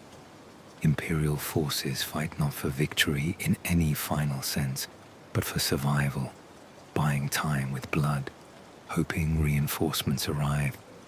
Praying, the Emperor provides deliverance from hunger made manifest. The Tyranids press forward with patience that measures time in galactic scales, accepting setbacks as temporary, treating defeats as learning opportunities, advancing with certainty born of absolute biological superiority. The great Devourer feeds upon humanity's worlds, grows stronger with each harvest, adapts with each encounter, approaches core imperial systems with slow inevitability. And beyond the galaxy's edge, the void holds more. Astronomical observation detects additional gravitational anomalies, suggesting fleet concentrations dwarfing even Kraken scale. The great Devourer stirs in darkness, and what humanity has faced represents merely appetite's first stirrings, vanguard elements testing defenses before the true feast begins. Behemoth taught the swarm that humans fight effectively when concentrated. Kraken demonstrated split tendril approach achieves better harvest through dispersed assault. The next Hive Fleet will incorporate these lessons, arriving with tactical sophistication informed by data harvested through 2 major invasions, bringing hunger that has fed on failure and grown stronger through understanding of prey's capabilities. The Imperium girds for battles that may never end, struggles that measure success in survival rather than victory. Wars where each day humanity persists represents triumph over extinction delayed.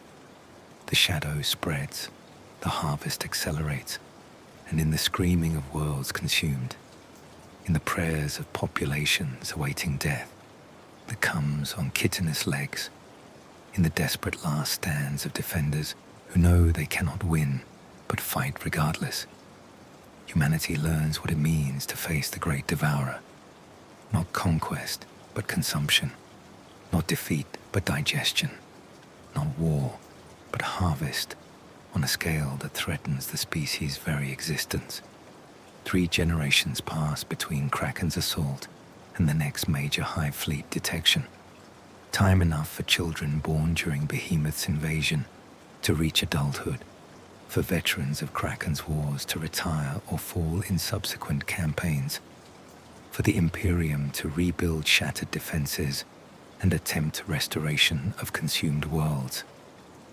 The Eastern Fringe maintains heightened vigilance, augur stations conducting continuous sweeps of the void beyond the galaxy, naval patrols rotating through detection grids designed to provide early warning of bioship approach.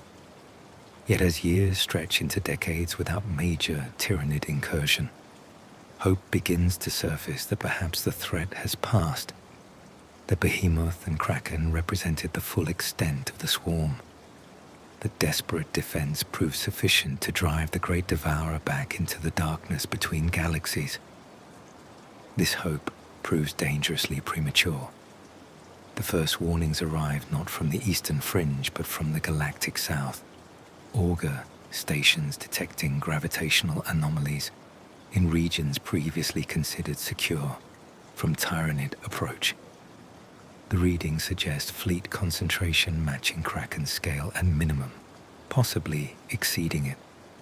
More disturbing, additional anomalies register from multiple vectors. The southwest, the southeast, formations that converge on different approach angles, but share similar gravitational signatures, suggesting coordinated movement despite distances separating the fleets. The Administratum initially treats these readings as sensor error, unable to accept that Tyranid forces could navigate the intergalactic void with sufficient precision to coordinate assaults from multiple vectors simultaneously. Confirmation arrives through bitter experience. Bioships translate into real space across 24 systems simultaneously, their emergence coordinated to within hours despite light years of separation. The fleets display immediate distinction from previous invasions, larger bioships dominating formations, organisms of unprecedented size and lethality, tactical coordination suggesting Hive intelligence operating at scale beyond Behemoth or Kraken. Imperial authorities assigned designation Leviathan to this new threat, the name reflecting both its massive scale and the sense of ancient inevitability it carries. Predator risen from abyssal depths to feed upon surface dwellers who thought themselves safe. Leviathan demonstrates immediate application of lessons learned from predecessor defeats. The fleet's approach combines Behemoth's concentrated force with Kraken's multi-tendril dispersal, creating strategic flexibility that prevents Imperial defenders from predicting which worlds face primary assault versus diversionary raids.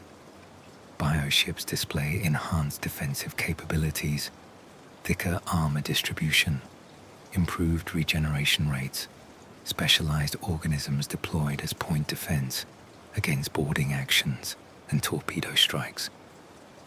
Ground assault organisms arrive in new variants adapted specifically to counter Imperial defensive doctrines, their designs incorporating genetic solutions to weapons and tactics that proved effective against previous Hive fleets. The initial contact proves devastating. Octaria, a heavily fortified Hive world, hosting significant Astra Militarum garrison and munitions production facilities, falls within weeks despite determined defense. The Tyranid assault overwhelms defenders through tactics that exploit every vulnerability identified during Behemoth and Kraken engagements. Synapse creatures deploy in distributed networks resistant to decapitation strikes. Organisms advance undercover provided by bioship orbital bombardment, timing assaults to coincide with void engagement that draws naval fire support away from ground operations. Infiltration organisms planted years earlier activate simultaneously with external invasion, sabotaging communications and logistics, creating chaos that prevents coordinated response. Most disturbing, Leviathan demonstrates what appears to be genuine strategic innovation, rather than simple, adaptive response. The bioships conduct feints and diversions, drawing Imperial forces toward positions that prove lightly defended while concentrating main assault elsewhere. They exploit warp travel limitations, timing arrivals to catch reinforcement fleets in transit when defensive positions stand undermanned. They identify critical infrastructure, ammunition depots, power generation facilities, communication hubs, and prioritize their destruction over simple biomass harvesting, showing understanding that crippling defensive capability increases overall harvest efficiency, even if individual targets provide limited genetic material. The Imperium mobilizes with urgency born of witnessing Octaria's rapid fall. Multiple Space Marine chapters redirect to threatened sectors, their deployment patterns attempting to provide response forces capable of rapid intervention as Leviathan's tendrils reveal their targets. Imperial Guard regiments embark en masse, entire armies lifted from garrison duties to face the swarm. Naval fleets concentrate around core systems, preparing defensive formations designed to contest bioship approach, buying time for evacuation or ground force deployment. The machinery of Imperial war-making grinds to maximum output, forges producing ammunition at rates unsustainable long-term. Recruitment drives filling Guard regiments with barely trained conscripts, every resource bent toward meeting threat that promises to dwarf previous invasions. Yet Leviathan's scale strains even the Imperium's vast resources. The Hive Fleet's tendrils number in the hundreds, each representing force comparable to Kraken's individual formations. Bioships measure in the tens of thousands by most conservative estimates, their combined mass sufficient to affect stellar orbits when concentrations grow dense enough. Organism deployment rates exceed anything witnessed during previous invasions. Spore falls continue for weeks rather than days. Landing zones expand to continent-scale coverage. Assault waves maintain pressure without apparent pause for reinforcement or reorganization. The Hive Fleet demonstrates production capacity, suggesting its bioships carry genetic material and biomass reserves accumulated through harvesting dozens or hundreds of worlds before reaching Imperial space. The Blood Angels chapter faces Leviathan's wrath when Major Tendril approaches Baal, their fortress monastery world, and the chapter's sacred home ground. Chapter Master Dante, ancient even by Space Marine standards, coordinates defensive preparations with experience spanning centuries of warfare. The Blood Angels understand immediately that Baal faces existential threat. Leviathan commits force adequate to consume the entire Baal system, eliminate one of the Imperium's founding chapters, harvest genetic material representing direct descent from Sanguinius himself. The symbolic and strategic implications prove staggering. If Baal falls, if the Blood Angels suffer destruction, the blow to Imperial morale will echo across the galaxy. Dante issues calls for aid that reach across the Imperium. Successor chapters respond, their representatives arriving in system aboard battle barges and strike cruisers, bringing reinforcement that swells Blood Angel strength beyond anything seen since the Great Crusade. The Flesh Tearers arrive despite their bitter relationship with the parent chapter. The Angels in Carmine deploy their full strength. The Angels Vermilion, the Angels Sanguine. Dozens of successor chapters answer Dante's call, setting aside autonomy and rivalry to defend their primogenitor's legacy. Together with Imperial Guard regiments and Navy assets, the Defenders represent military concentration rivaling Ultramar's defense of Macragge. The battle that unfolds around Baal proves apocalyptic in scale and brutality. Bioships number in the thousands, their masses darkening Baal's sky. Their spore falls creating permanent twilight as atmospheric corruption blocks sunlight. Organisms land in numbers defying comprehension.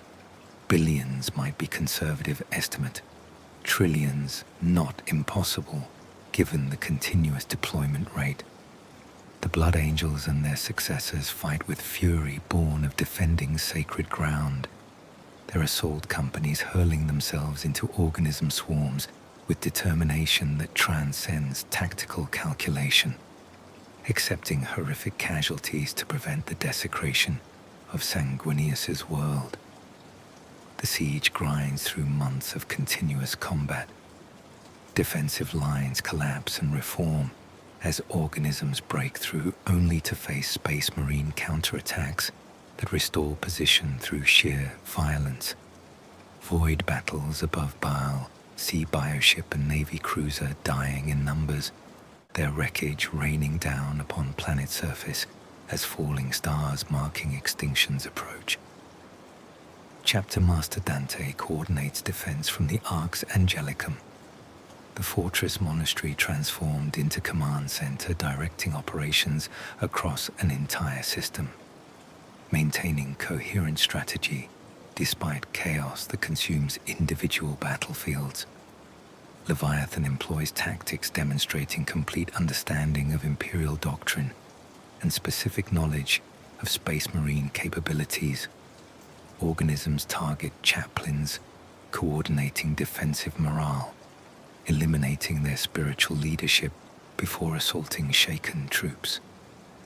Bioships concentrate fire on Navy command vessels, attempting decapitation strikes that mirror Astartes' doctrine turned against its creators. Synapse creatures coordinate assaults that exploit specific vulnerabilities in Space Marine combat doctrine, overwhelming assault squads through numerical superiority, targeting devastator positions with burrowing organisms that bypass defensive emplacements, isolating tactical squads through coordinated pincer movements that divide defensive integrity. Most horrifying, evidence emerges of genesteal occult infiltration, reaching into Baal's population centuries before Leviathan's arrival. Hybrid elements activate during the siege, sabotaging defenses from within, providing intelligence that allows organisms to target critical infrastructure.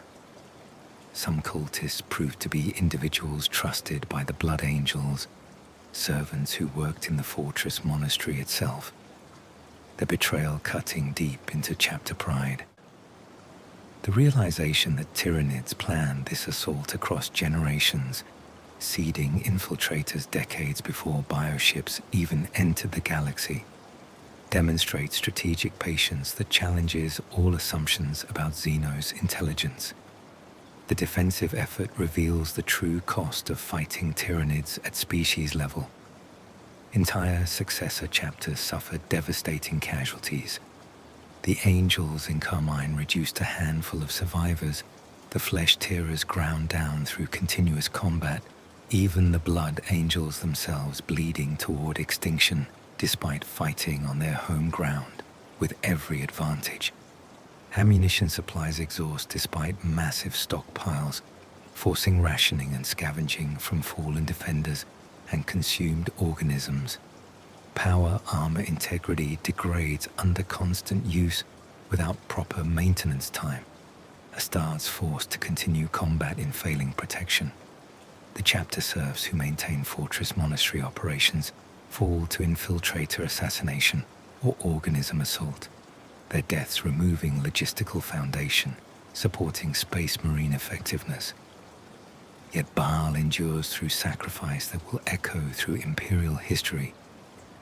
Chapter Master Dante leads from the front despite age that should have claimed him centuries ago, his presence inspiring defenders when hope falters. The Blood Angels embrace their gene seed curse, allowing the Black Rage to fuel berserker assaults that tear through organism swarms with transhuman fury. Successor chapters demonstrate unity rarely seen among independent forces, subordinating chapter pride to collective survival, accepting losses that would be unthinkable in conventional warfare. The defense succeeds not through victory in traditional sense, but through making the harvest so costly that even Leviathan's massive resources cannot sustain the assault without risking strategic overextension. Leviathan withdraws from Baal, but the tendril survives largely intact, its bioships pulling back to digest consumed biomass from other successful harvests before potentially returning. The Blood Angels survive but fundamentally changed, their fortress monastery damaged, their chapter reduced below sustainable strength, their successor chapters shattered, their future uncertain. The victory proves Pyrrhic in ways that define anti-Tyranid warfare. The enemy suffers massive losses but treats them as acceptable cost of business.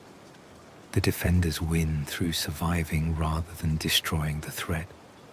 The balance tips further toward eventual extinction, despite local success. Across sectors where Leviathan's other tendrils probe and assault, similar patterns repeat. Some worlds achieve defensive success through desperate resistance. Others fall to consumption that feeds fleet growth, the overall campaign trending toward Tyranid advantage, despite countless examples of human courage and sacrifice. The Hive Fleet demonstrates learning that incorporates not just Behemoth and Kraken's lessons, but data gathered from its own ongoing campaign, organisms adapting within single battle to counter tactics used against them hours earlier, synapse networks evolving redundancy protocols in real-time response to decapitation attempts. Imperial strategic analysts confront terrible truth. Leviathan represents not the full extent of the Tyranid threat, but possibly just another vanguard element, scout force, for something even larger approaching from beyond observable space. The bioship's genetic diversity and organism sophistication suggest harvesting across hundreds of worlds before reaching Imperial territory. The tactical coordination implies hive intelligence operating at scale beyond human comprehension, potentially encompassing the entire species across light years of space. The patient, centuries-long infiltration preparations demonstrate long-term planning that treats individual human lifespans as barely relevant timescales, strategic patience measured in generations rather than years. The great Devourer's true nature reveals itself through accumulated observation, not species in conventional sense, but single vast organism distributed across countless physical forms, hive intelligence that thinks in patterns no human can fully grasp, hunger that measures food not in meals, but in biospheres consumed. Every Tyranid creature serves as cell in larger body, every bioship as organ in incomprehensibly vast anatomy, every hive fleet as tendril extending from mass beyond detection. Humanity faces not invasion but digestion, not conquest but consumption by predator that views the galaxy itself as feeding ground, all life as resources awaiting harvest. Imperial forces continue fighting because surrender means extinction, because faith demands resistance regardless of odds, because hope persists that Emperor's protection will preserve humanity through this trial as through all previous catastrophes. Yet the defensive war exacts unsustainable costs. Worlds lost to consumption number in the hundreds, populations harvested measure in the trillions, Space Marine chapters ground down toward extinction, Imperial Guard regiments' casualties outpace recruitment capacity. Each victory proves temporary reprieve. Each defeat feeds enemy growth. The overall trajectory points toward horror that strategic planners cannot voice publicly. That humanity might be losing. That the great Devourer cannot be stopped through conventional warfare. That extinction looms as a real possibility rather than mere propagandistic threat. And beyond the galaxy's edge, the void holds darkness that defies measurement. The hive fleets encountered represent tendrils of something vast, beyond comprehension. Vanguard elements testing prey's defenses before main body commits. Leviathan's approach, like Behemoth and Kraken before it, serves purpose in larger pattern. Learning about this new feeding ground, identifying optimal harvest strategies, preparing way for consumption that will measure not in worlds, but in sectors devoured, not in populations consumed, but in species rendered extinct. The Tyranids are coming. Not might come, not threaten to arrive, are coming, with certainty of tides and inevitability of entropy. Hunger vast as the intergalactic void, patience measured in epochs, appetite that will not be sated until every world lies stripped to bedrock, every human converted to biomass, every trace of civilization erased from existence. The great Devourer stirs in the darkness between galaxies, and all of humanity's courage and faith and sacrifice may prove insufficient to prevent the harvest, inadequate to stop the endless hunger that approaches with slow but absolute certainty, patient as death itself and far more terrible in its biological completeness. The Eastern Fringe burns, the galactic south falls under shadow, and in the void between stars, bioships gather in numbers that dwarf all previous incursions, their collective mass bending space, their approach marking countdown toward potential extinction, their hunger promising to consume not just the Imperium, but all life in the galaxy should defensive measures fail. The swarm is coming, and humanity's long night grows darker with each world consumed, each harvest completed, each lesson the hive mind learns about how best to devour the prey that has the audacity to resist its rightful predator. To understand the true horror of the Tyranid threat requires witnessing what occurs on worlds where defensive efforts fail, where organisms overwhelm resistance, where the harvest begins in earnest. The process unfolds with biological efficiency that transforms living worlds into empty husks across weeks or months. Systematic consumption that operates according to patterns refined through devouring countless biospheres across the void between galaxies. What happens during planetary consumption represents nightmare made manifest, extinction experienced at personal level by billions who face transformation from living beings into raw material feeding the swarm's endless growth. The process begins before bioships enter orbit, seeded by organisms deployed weeks or months ahead of main fleet arrival. Genestealer infiltrators hidden within populations receive biological imperative from approaching Hive Fleet, their dormant conditioning activating in response to psychic emanations that human psychers describe as pressure against reality itself. The cultists emerge from hiding, revealing infiltration that might span generations, attacking from within as bioships attack from without.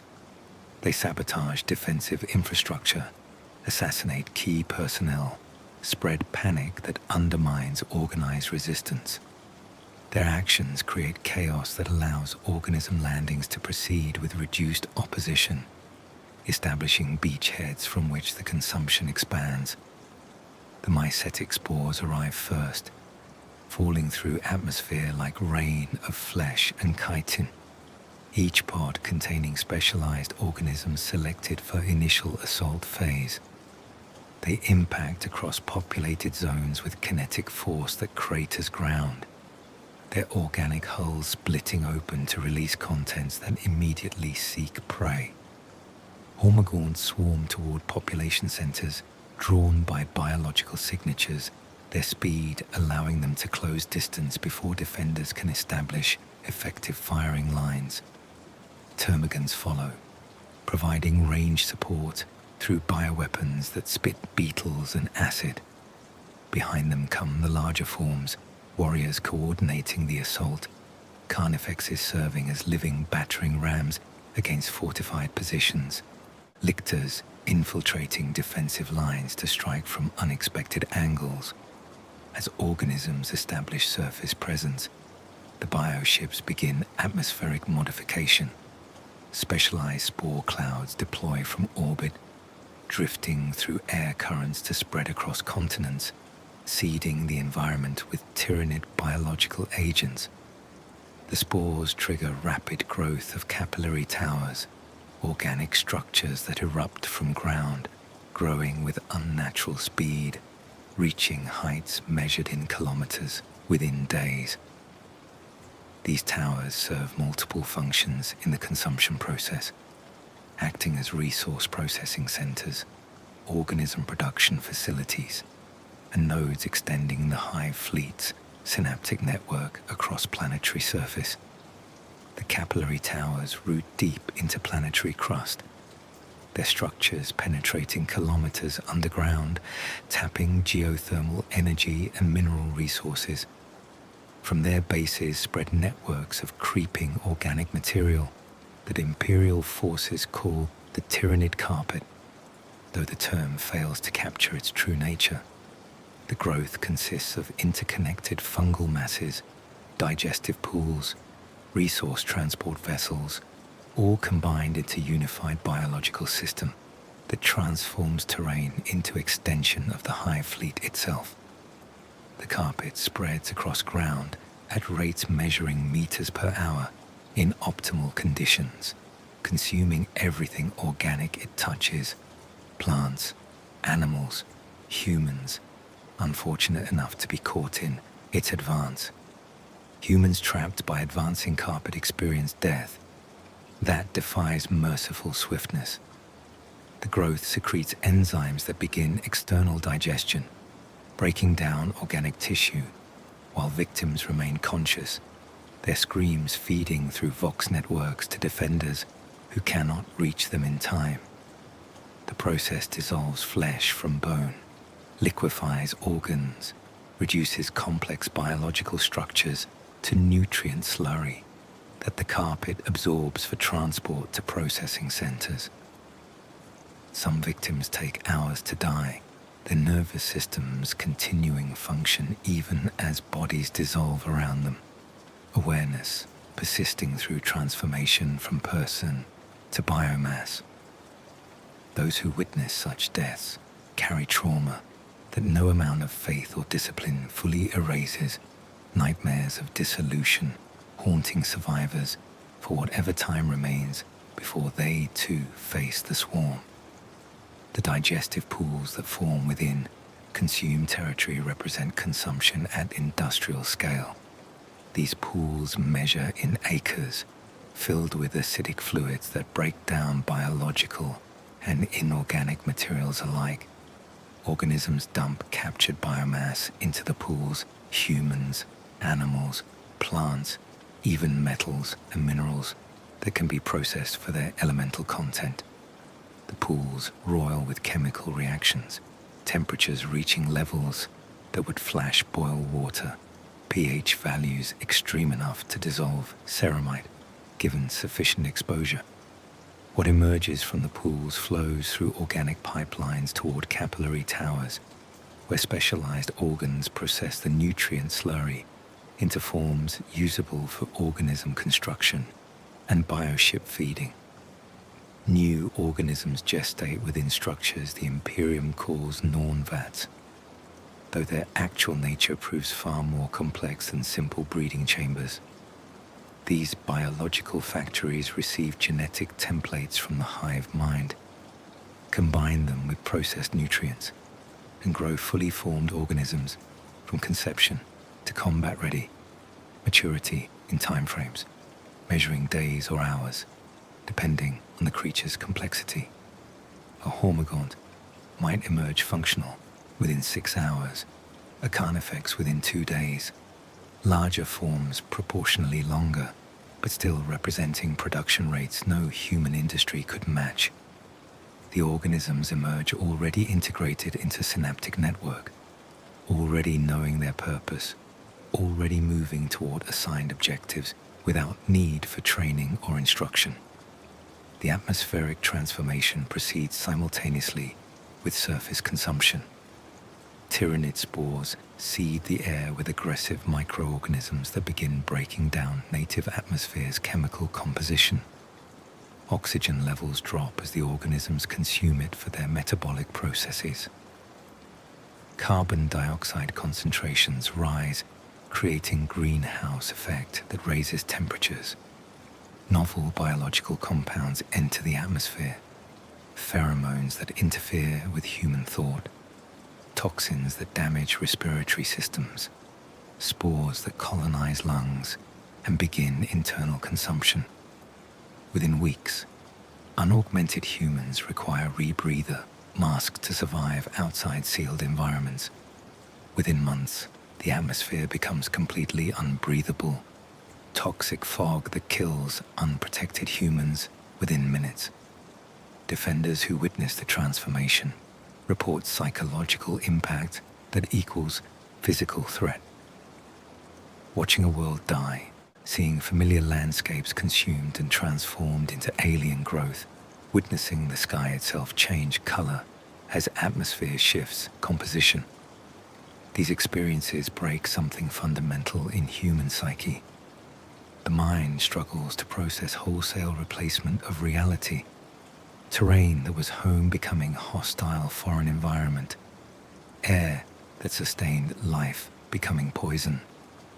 Some defenders simply stop functioning, their minds refusing to accept what their senses report, breaking under weight of witnessing planetary scale death that consumes everything they knew. On worlds where population cannot be evacuated, the harvest takes millions or billions who face no possibility of escape. They flee before advancing organism swarms, seeking refuge in fortified positions that prove temporary at best. They watch as friends and family fall to organism assault or carpet dissolution. They endure starvation as food supplies exhaust and toxic atmosphere prevents agriculture. They suffer disease as overcrowding and sanitation failure create conditions ideal for plague. And ultimately, they face consumption, either through direct organism attack, through exposure to toxic environment, through starvation in sealed refugees when supplies deplete, or through eventual carpet advance that dissolves final defensive positions.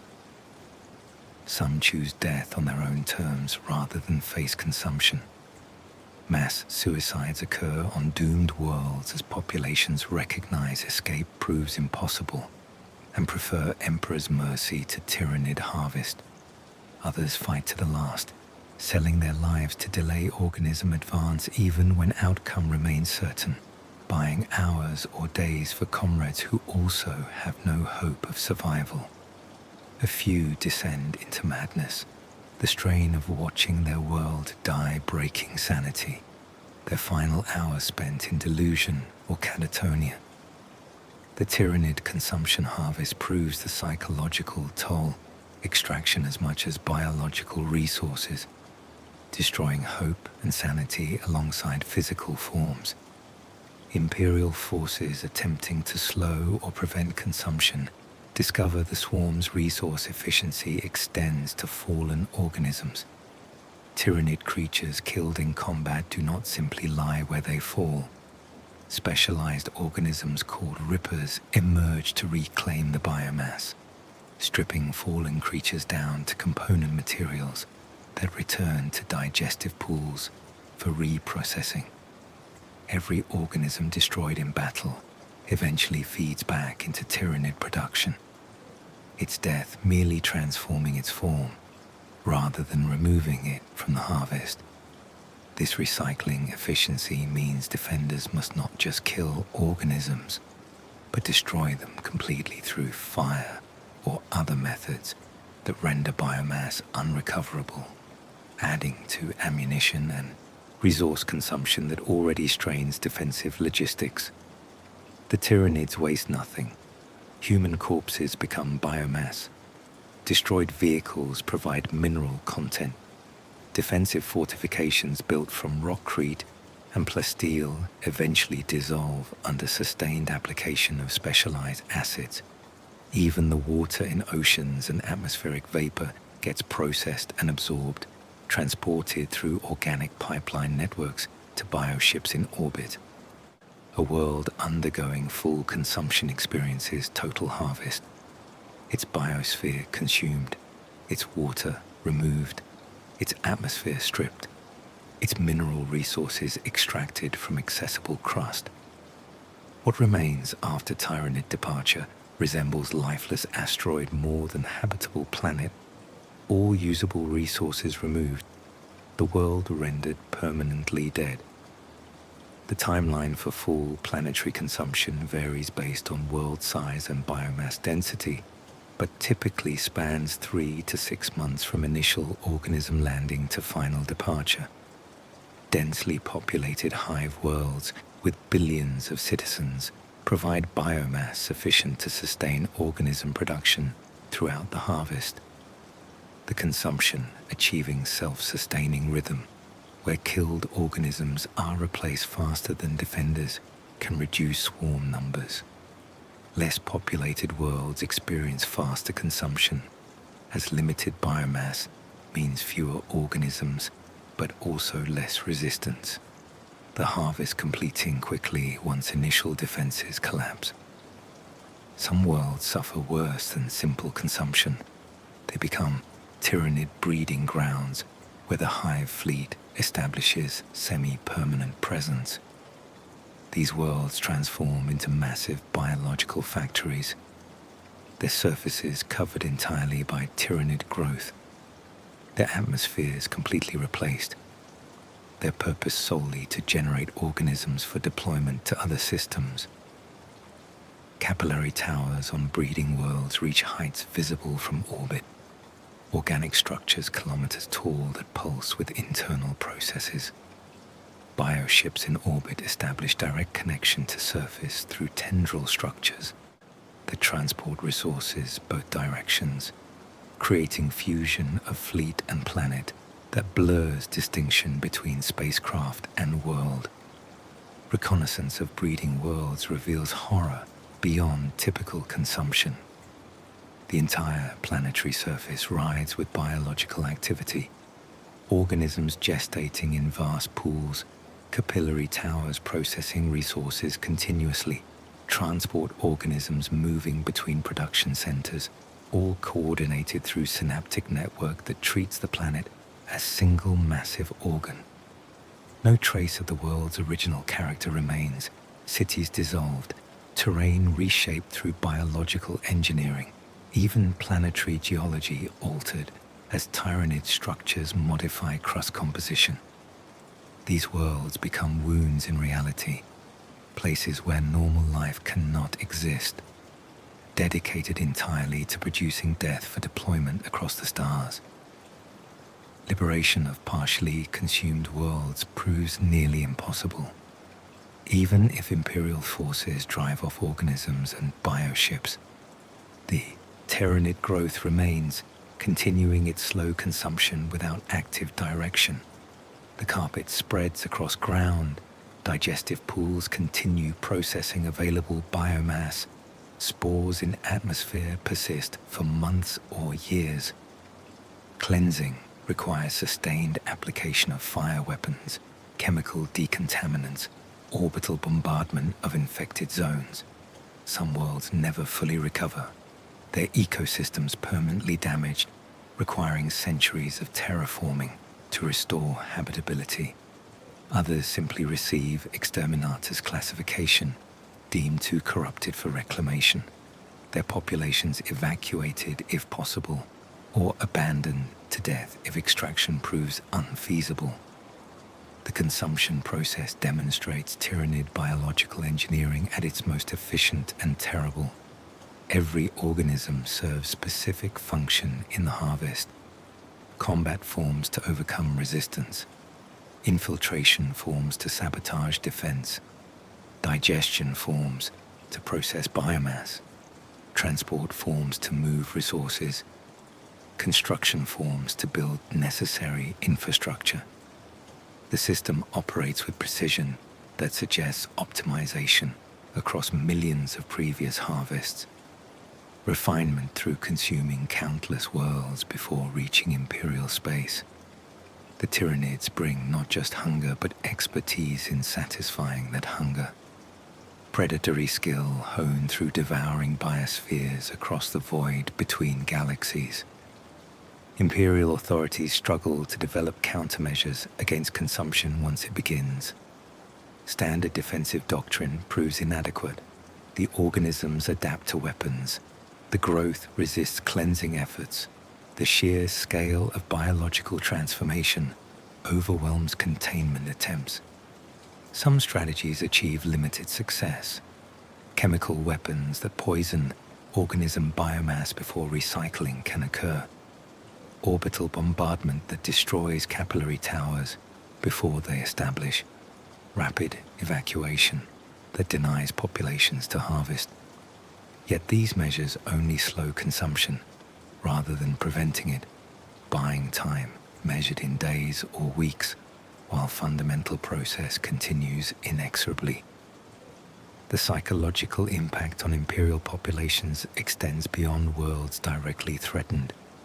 Refugees from consumed worlds carry trauma that spreads through refugee populations, their testimonies describing horrors that strain belief among those who have not witnessed Tyranid harvest personally. Some refugees never recover, their minds broken by what they experienced, requiring permanent institutional care.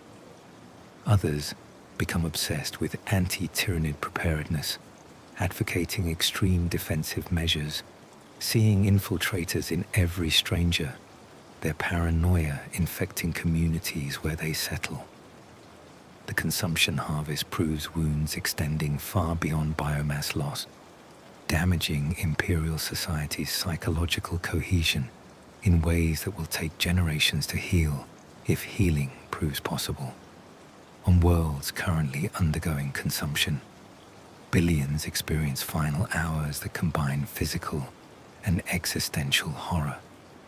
They face not just death, but erasure, not just defeat, but consumption that denies even memory's persistence. The Tyranids do not enslave or convert. They simply consume, transforming complex individuals with histories and hopes and fears into nutrient slurry feeding organism production. Every human dissolved in digestive pools represents infinity of potential futures cut short, relationships severed, knowledge lost, existence reduced to chemical components serving alien purpose. The magnitude of loss staggers comprehension when counted in worlds consumed and trillions harvested, each individual death a tragedy, the collective total approaching numbers that lose meaning through sheer scale. The harvest continues across hundreds of worlds simultaneously as Leviathan's tendrils spread through sectors. Each day brings new reports of planetary consumption, new refugee waves fleeing approaching swarms, new defensive efforts that might succeed or fail depending on resources available and tactical decisions made. The Imperium fights to save what it can, while accepting that losses will be catastrophic, that the harvest will claim billions regardless of defensive efforts, that the great Devourer's appetite proves too vast for humanity to satisfy, except through its own extinction. The consumption process reveals the swarm's true nature, not conqueror or corrupter, but apex predator that views all life as resources awaiting harvest, that converts living biospheres into more of itself with biological efficiency no human technology can match.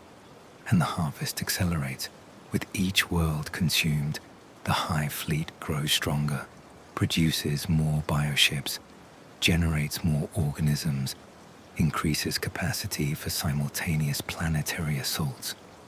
The terrible mathematics of fighting Tyranids reveals itself through accumulated losses. Every defensive victory that prevents consumption represents temporary success.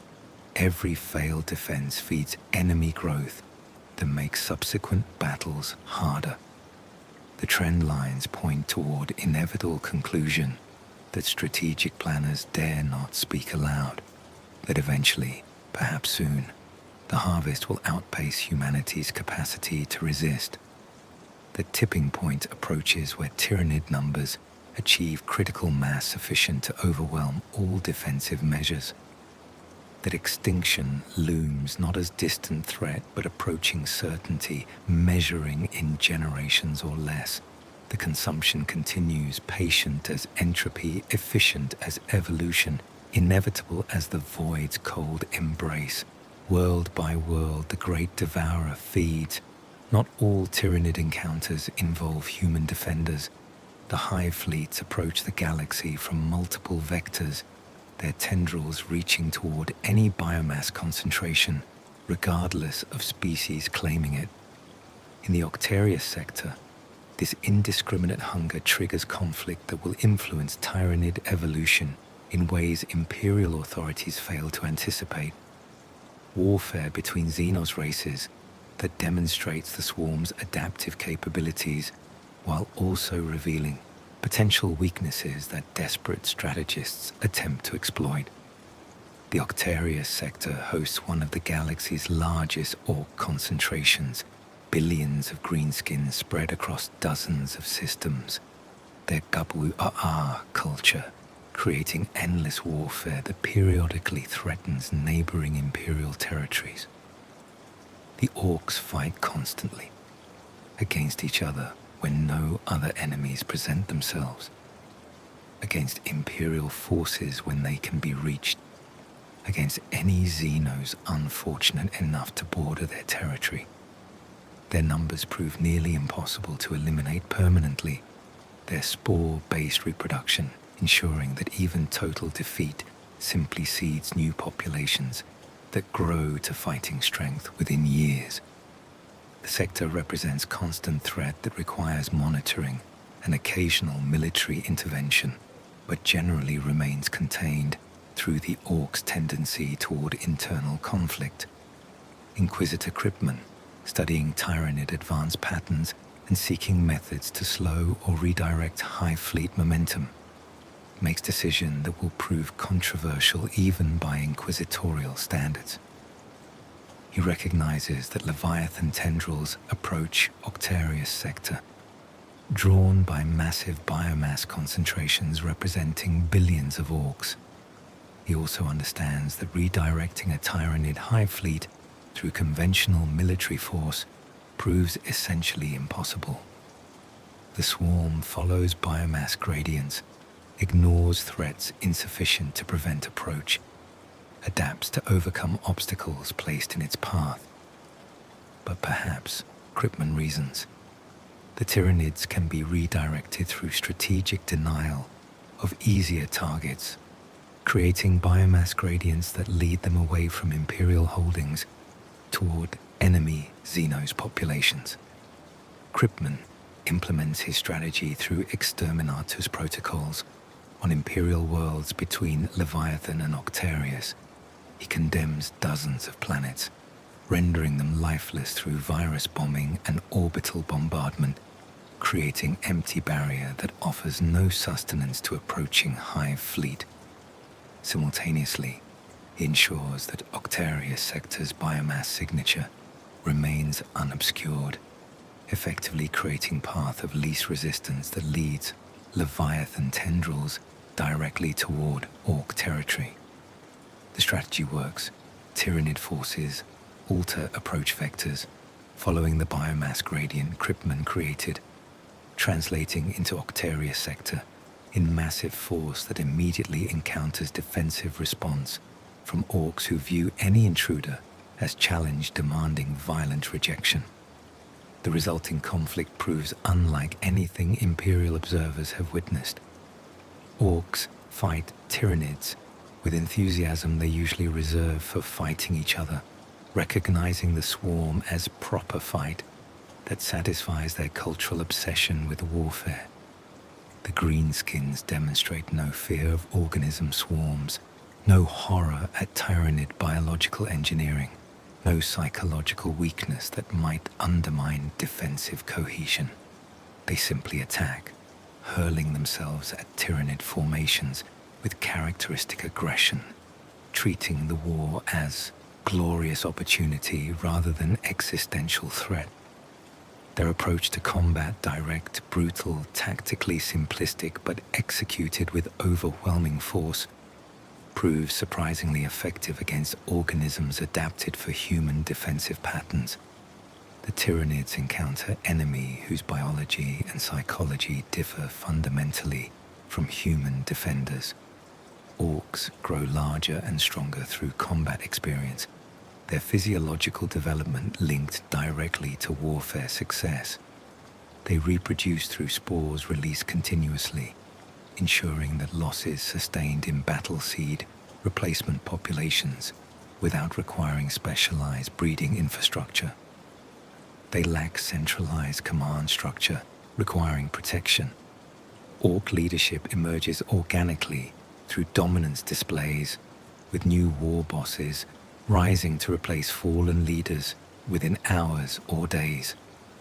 Most critically, orcs actively seek combat rather than attempting to survive encounters, their cultural imperatives overriding preservation instinct in ways that confound Tyranid.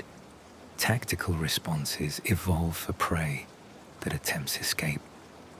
The war escalates as both forces commit increasing resources to Octarius sector.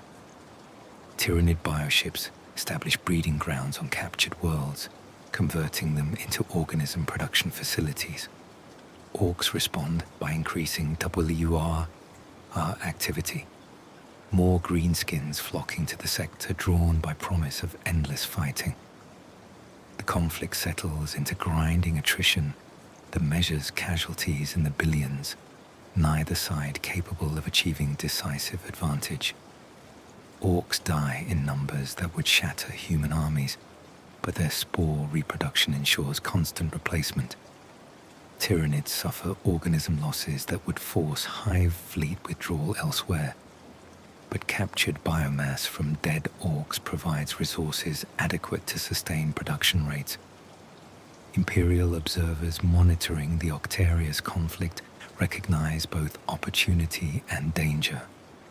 On one hand, the war ties down significant Tyranid resources, preventing those forces from threatening Imperial worlds, achieving strategic objective of enemy diversion through relatively minimal investment. The Orcs likewise remain contained, their expansion limited by constant warfare against Tyranids. On the other hand, the conflict represents massive training ground where both xenospecies evolve adaptations to counter each other, developments that may eventually threaten humanity when Victor emerges or when either side develops modifications applicable against Imperial defenders. The Tyranids demonstrate learning capacity that proves deeply troubling. Organisms deployed against Orcs begin showing adaptations specifically evolved to counter greenskin biology and tactics. Larger, more heavily armored forms emerge to match Orc knobs and warbosses. New bioweapon variants appear designed to counter Orc regeneration.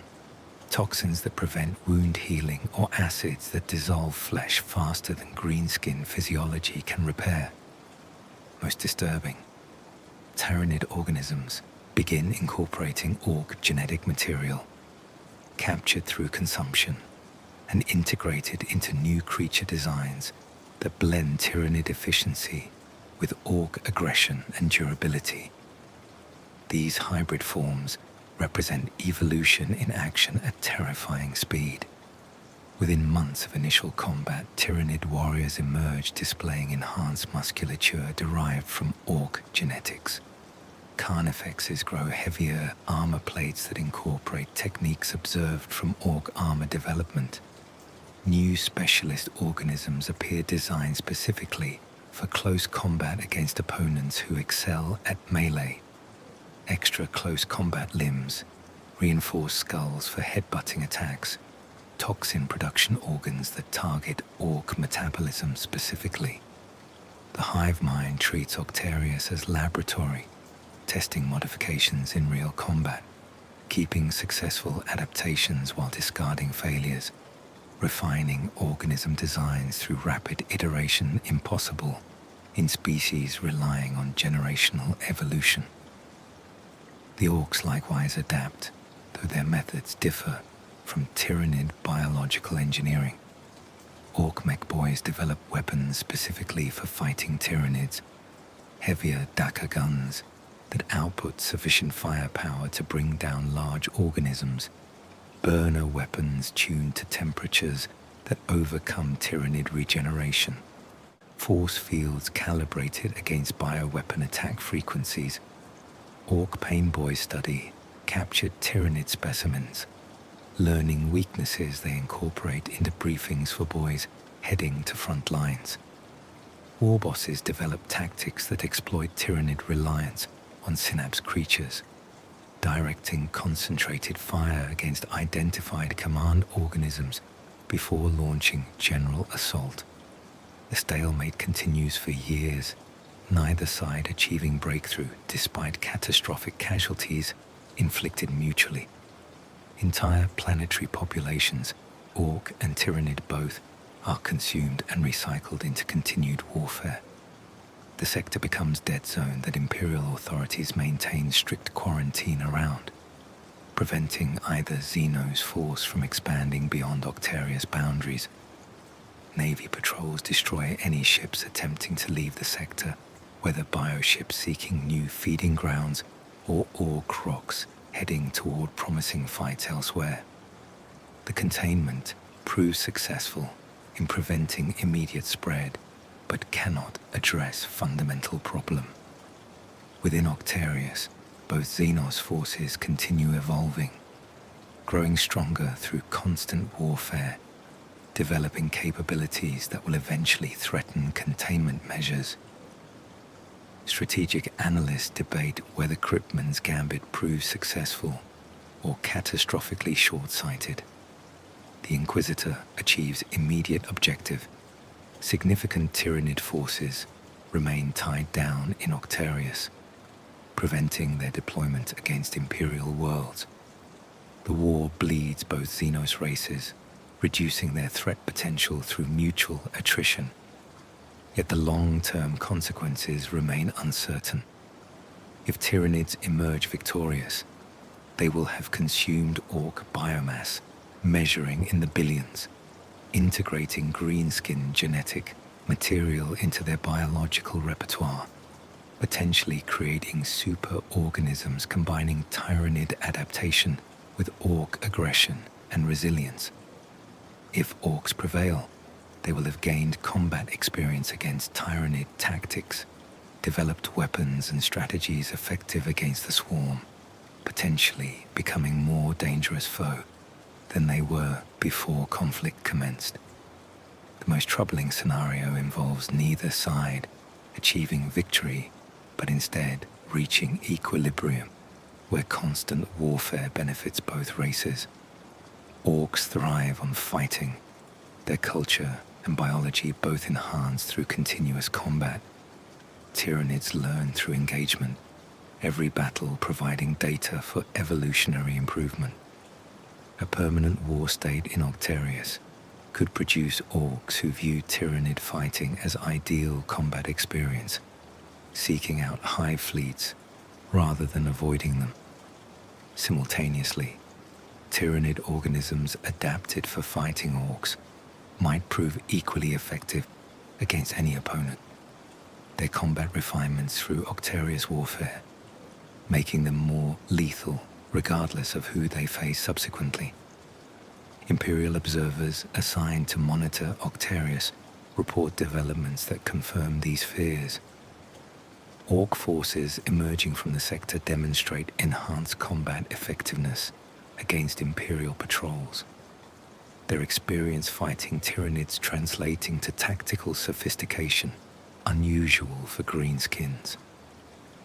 Tyranid organisms that break through containment cordons prove more difficult to eliminate than standard Hive Fleet creatures, their Octarius adaptations making them deadly against Space Marine kill teams and Imperial Guard defenders alike. The war serves as crucible, forging both Xenos races into more dangerous forms, evolution accelerated through constant lethal selection pressure. Some strategic planners advocate for intervention, Imperial forces deploying into Octarius to destroy both Xenos populations while they remain focused on each other. The proposal faces immediate practical objections. Any force adequate to significantly impact the war would require military resources desperately needed elsewhere, stripping defenses from sectors facing active Tyranid or chaos threats. The intervention would likely unite Orcs and Tyranids against common enemy, combining their strengths against Imperial forces rather than against each other.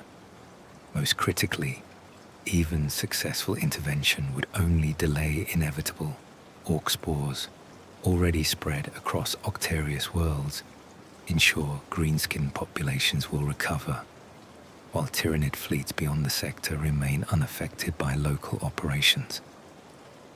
Krypton's response to criticism reflects inquisitorial pragmatism at its most ruthless. He acknowledges potential long-term risks, but argues that immediate threat reduction justifies strategic gamble. The Tyranid forces bound in Octarius represent bioships and organisms that would otherwise consume Imperial worlds. The orcs dying in the sector would otherwise threaten human populations. Whatever emerges from Octarius will at minimum be depleted in numbers, requiring years to recover full strength. The Imperium gains time, purchases breathing space to strengthen defenses, redirects enemy aggression away from human populations. From purely utilitarian perspective, the strategy achieves its objectives regardless of eventual outcome. Yet the moral dimension cannot be ignored. Krypton condemned dozens of Imperial worlds to achieve this redirection. Billions of loyal citizens dying to virus bombs and orbital bombardment. Their deaths necessary to create the empty zones, guiding Tyranids toward Orc territory. The Inquisitor made these decisions unilaterally, without consulting populations condemned or seeking alternative solutions that might have preserved some threatened worlds. His actions demonstrate inquisitorial authority at its most absolute and most controversial, single individual determining fate of billions through strategic calculation that treats human lives as resources to be expended rather than citizens to be protected.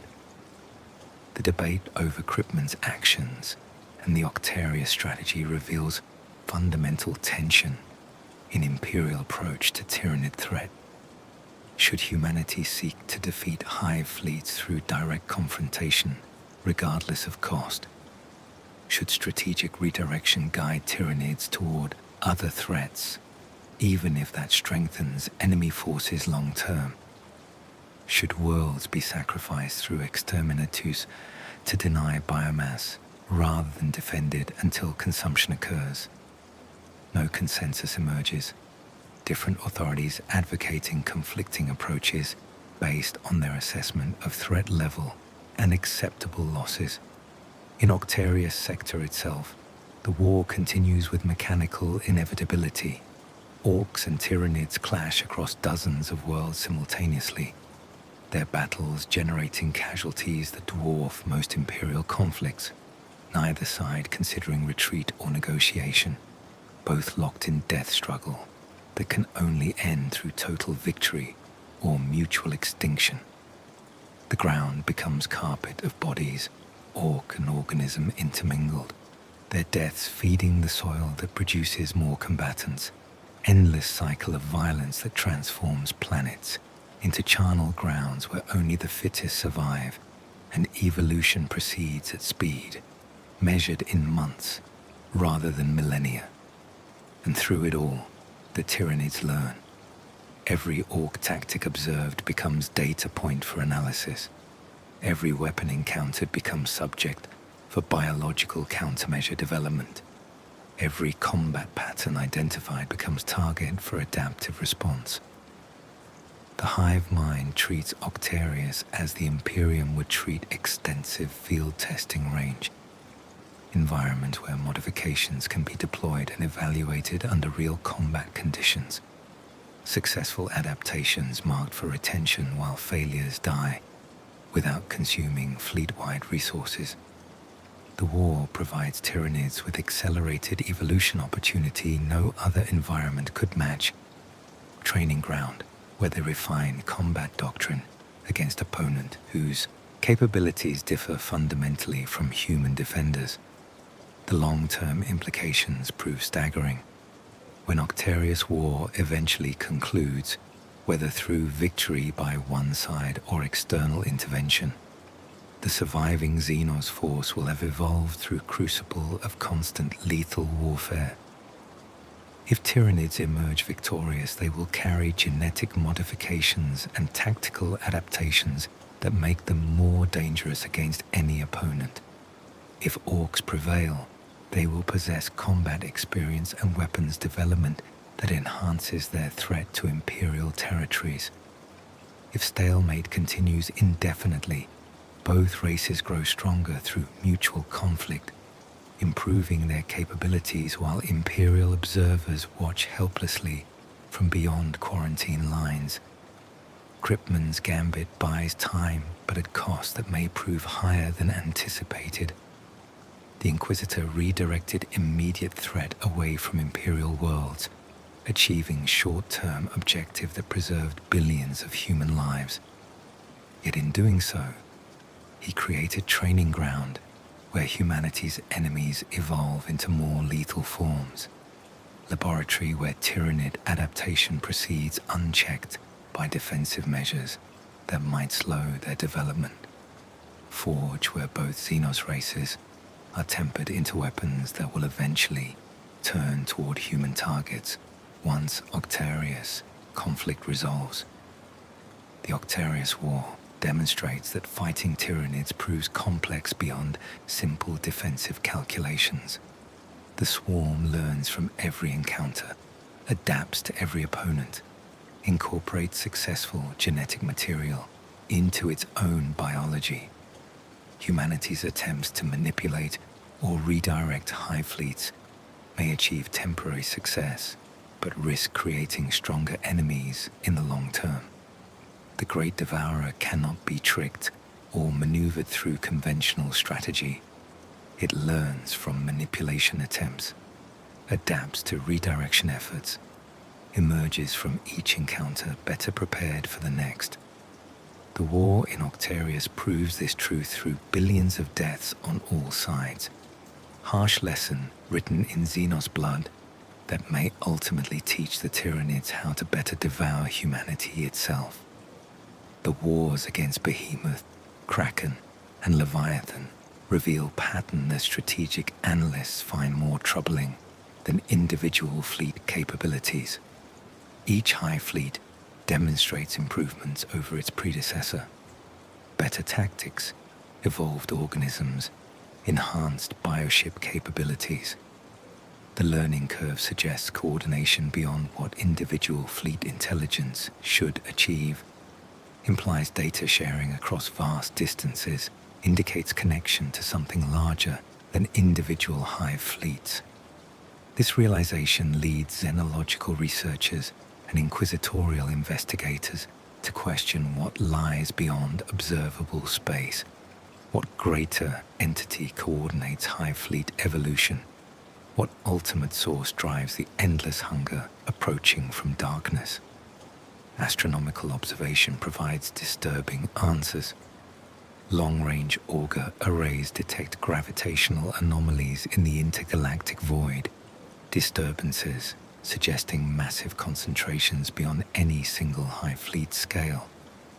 The readings indicate presence measuring in the millions of bioships at minimum, possibly billions, all moving through darkness toward the galaxy with coordinated purpose. These detections represent not individual fleets but collective movement, migration of biological mass sufficient to register across light years of empty space, approach of something so vast that calling it invasion fails to capture the magnitude. The hive fleets encountered thus far, Behemoth, Kraken, Leviathan, dozens of smaller tendrils, represent vanguard elements, scout forces sent ahead of main body to identify rich feeding grounds, test defensive capabilities, gather data about prey species inhabiting this galaxy. Their attacks, destructive as they prove, serve primarily as reconnaissance, probing operations that map Imperial capabilities and catalog biomass concentrations. The consumption they achieve feeds not just immediate fleet growth, but information gathering, genetic sampling that provides main body with complete intelligence about what awaits harvest. This understanding transforms all previous victories into hollow achievements.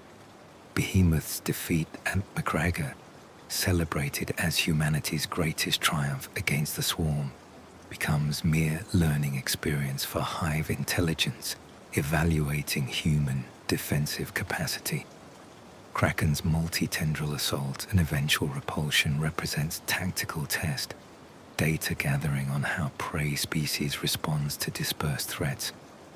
Leviathan's massive deployment measures Imperial response at scale, calibrating how much force requires commitment to overwhelm human defenses. None of these battles determine whether Tyranids can devour humanity. They merely establish how much force will be necessary when the true invasion begins. The xenological implications prove equally disturbing. Analysis of Tyranid biology suggests organisms designed through intentional engineering rather than natural evolution. The precision of their adaptation, the efficiency of their resource utilization, the sophistication of bioship construction, all indicate deliberate design toward optimal predatory effectiveness. The hive mind demonstrates intelligence that coordinates billions of organisms across light years, makes strategic decisions affecting fleet-scale deployments, learns from defeats and implements improvements between engagements. This intelligence operates at scale and sophistication, suggesting something far beyond instinctive behavior or even conventional sapience. Some tech priests theorize that Tyranids represent biological weapon system created by ancient civilization, purpose-built super predators designed to consume entire galaxies. Others propose that the hive mind itself constitutes a form of intelligence fundamentally different from human consciousness, distributed awareness existing across all Tyranid organisms simultaneously, single vast entity that experiences reality through trillions of sensory organs. The most disturbing theories suggest that Tyranids might represent galaxy-scale superorganism, each individual creature serving a cell in incomprehensibly vast body. The hive fleets as mere fingers reaching into this galaxy to feed something far larger lurking in the intergalactic void. Astropathic reports from psychers assigned to monitor hive fleet approach describe sensation they term the shadow in the warp. As bioships near human populations, psychers experience dampening effect on their abilities, smothering presence that suppresses psychic phenomena and interferes with warp-based communication. The shadow grows stronger with increased Tyranid concentration, eventually becoming overwhelming pressure that drives some psychers insane or kills them outright. Survivors describe the sensation as being observed by something vast and alien, intelligence so massive that its mere attention proves crushing, awareness that sees all life as potential nutrition rather than recognizing sapience or individual worth. This shadow proves strategically significant beyond its psychological impact. Astropathic communication becomes unreliable or impossible in systems experiencing major Tyranid presence, severing command and control links between defensive forces.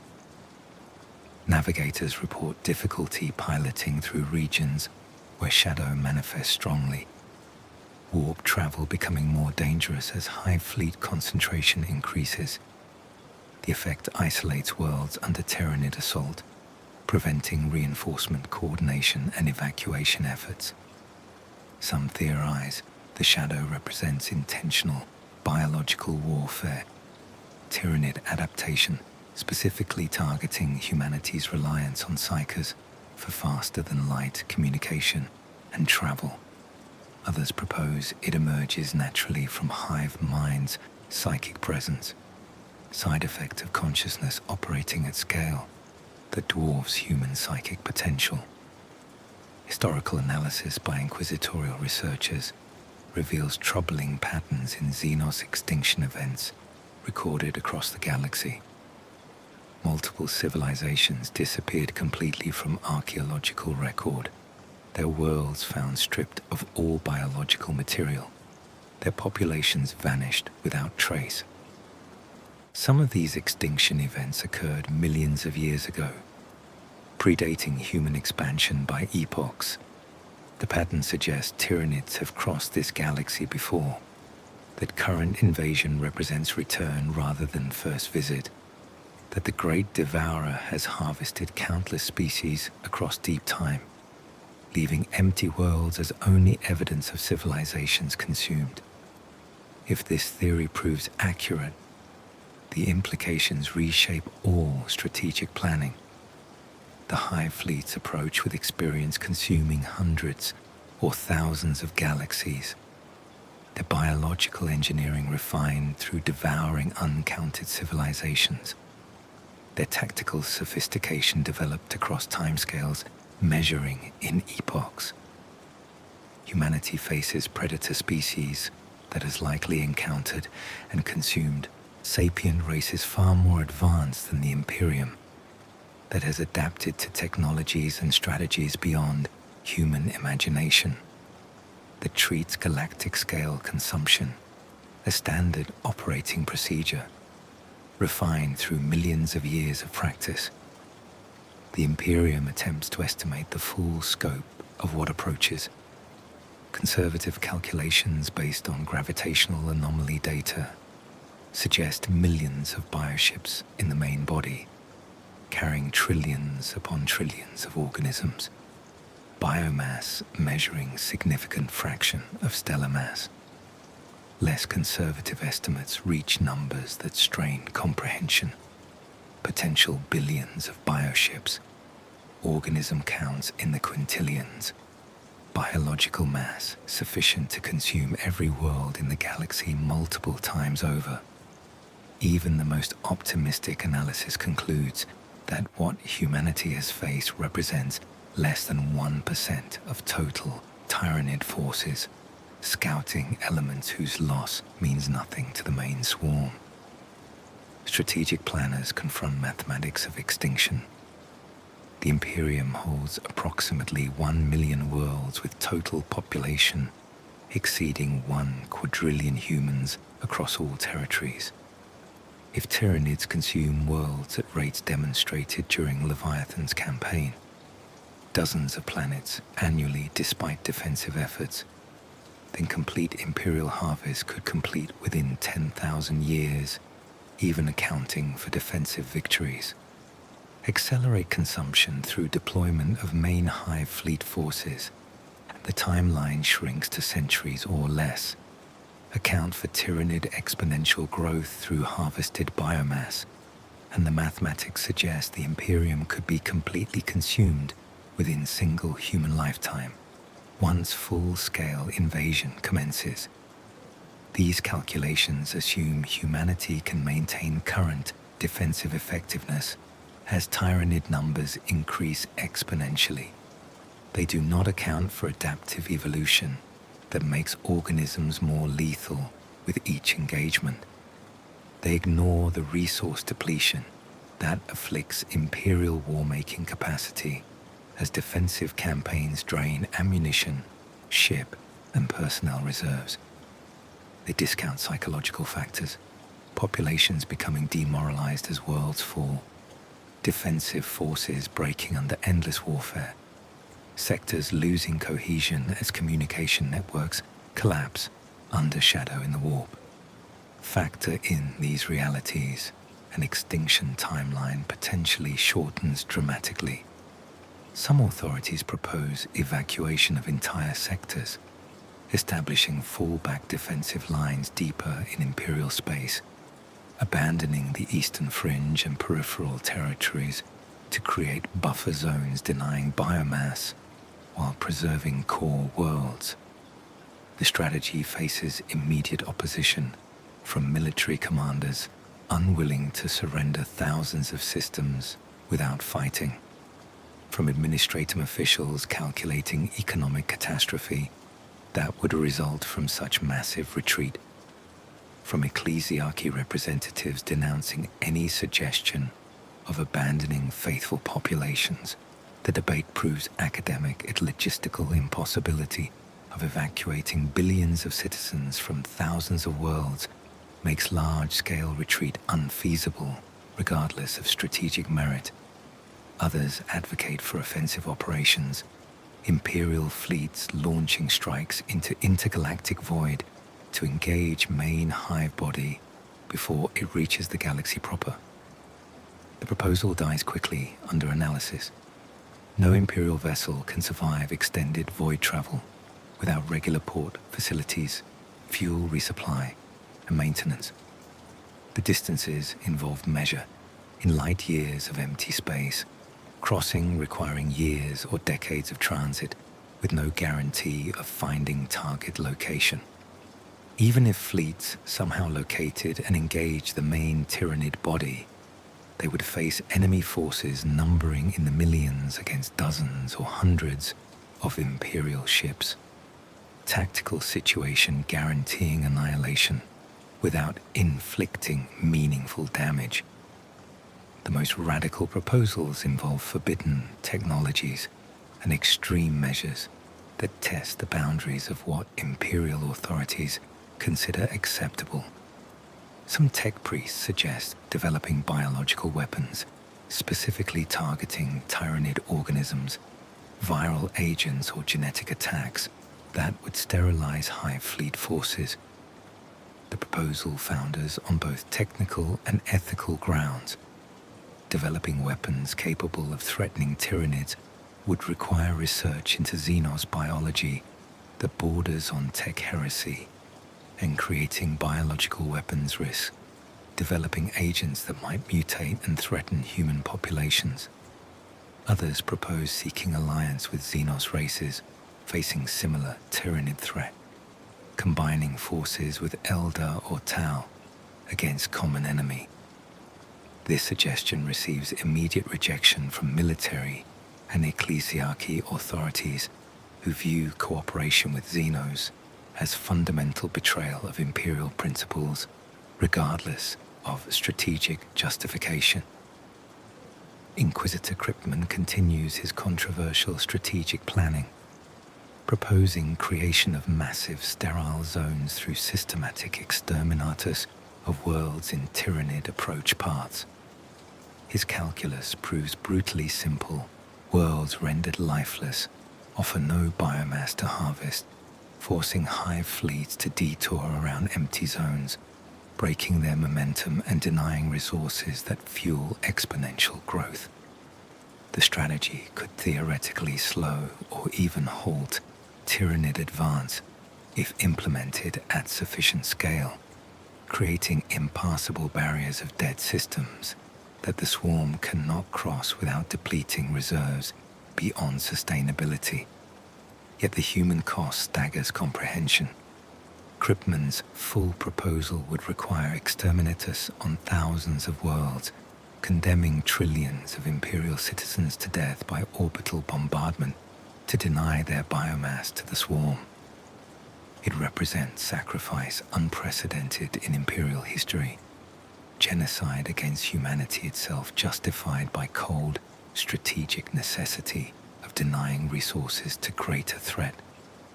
The proposal generates fierce opposition from every corner of Imperial authority.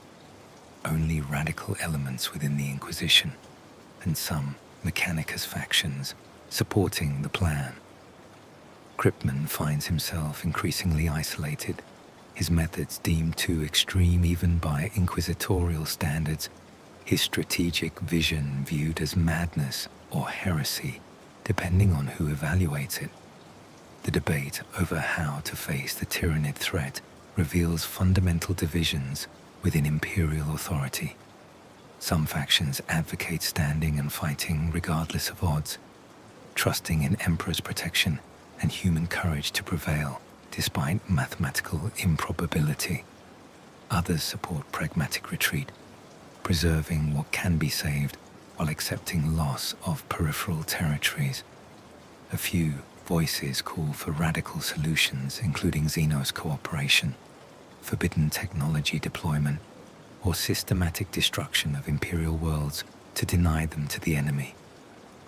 No consensus emerges, the Imperium's response remaining fragmented across conflicting strategic visions, with no supreme authority capable of imposing unified approach. Meanwhile, in the void beyond the galaxy's edge, the main body continues its slow approach. Bioships, by the millions, drift through darkness, They're living hulls carrying genetic diversity harvested across countless worlds and galaxies, their organism reserves ready for deployment when rich feeding grounds finally come within reach. The hive mind considers data provided by vanguard fleets, analyzes humanity's defensive capabilities, calculates optimal consumption strategies. It experiences no doubt, no fear, no hesitation. It simply hungers, with patience measured in ages and certainty born of having successfully consumed entire galaxies across deep time. The great Devourer approaches, and all of humanity's strength and faith and sacrifice may prove inadequate against hunger on such vast scale. The vanguard battles serve their purpose, teaching the swarm about prey capabilities, identifying optimal approach vectors, calibrating force requirements for overwhelming human defenses. Now the true invasion prepares to commence, bringing numbers that dwarf all previous encounters, tactics refined through vanguard testing, organisms evolved for maximum efficiency against human defensive patterns. The void beyond holds humanity's extinction, approaching at speeds that measure in years, but with inevitability that makes timeline irrelevant. Eventually, perhaps within current generation, perhaps spanning centuries, but eventually with absolute certainty, the main body will arrive. And when it does, when bioships numbering in the millions translate into real space along 1,000 vectors simultaneously, when organisms measuring in the quintillions descend upon imperial worlds in coordinated assault, when the full weight of the great Devourer commits to harvesting this galaxy, humanity will discover whether courage and faith prove sufficient against biological predation, evolved to perfection across deep time, whether the Emperor's protection extends to those facing not corruption or conquest, but consumption at scale that threatens the species' very existence, whether humanity deserves classification as galaxy's apex predator or merely as biomass awaiting harvest by something far older and infinitely hungrier. The shadow falls across the galaxy, and in its darkness, the great Devourer stirs, patient and certain, bringing hunger that will not be denied. The wars against the Hive fleets extract costs that extend far beyond casualty lists and lost worlds. Every defensive victory, every organism killed, every bioship destroyed represents resources expended that cannot be easily replaced. The Imperium's military-industrial complex strains under demand for constant ammunition production, ship construction, equipment manufacture. Forge worlds operate at maximum capacity, their tech priests pushing ancient machinery beyond safe operational parameters, accepting increased failure rates as necessary cost of meeting defensive requirements. Still, the demand exceeds supply. Commanders forced to ration munitions, prioritize which defensive efforts receive adequate support and which must make do with insufficient resources. The Astra Militarum bears heaviest burden in terms of raw casualty numbers. Regiments deployed against Tyranid incursions suffer attrition rates that would be considered catastrophic in conventional warfare. Standard deployment doctrine assumes 30% casualties represent threshold requiring regiment withdrawal for rest and reinforcement. Against Tyranids, regiments routinely sustain 50, 60, 70% losses before being rotated off front lines. Some units fight until effective strength drops below 10%. Companies reduced to squad strength. Battalions that existed only on paper, maintained through desperate consolidation of survivors from multiple shattered formations. Recruitment struggles to replace these losses. Guardsmen who survive Tyranid combat carry trauma that affects their usefulness for subsequent deployments. many prove unable to function in conventional military operations. Their experiences fighting organisms having conditioned responses unsuitable for combating human or even orc enemies. They expect enemies that feel no fear, that attack regardless of casualties, that coordinate through hive intelligence rather than conventional command structures. Facing opponents who retreat when hurt, who attempt self-preservation, who respond to psychological warfare proves disorienting to veterans whose combat experience consists entirely of fighting mindless biological horror. The administratum attempts to quantify defensive costs in terms that allow strategic planning. Each world successfully defended against Tyranid assault costs on average.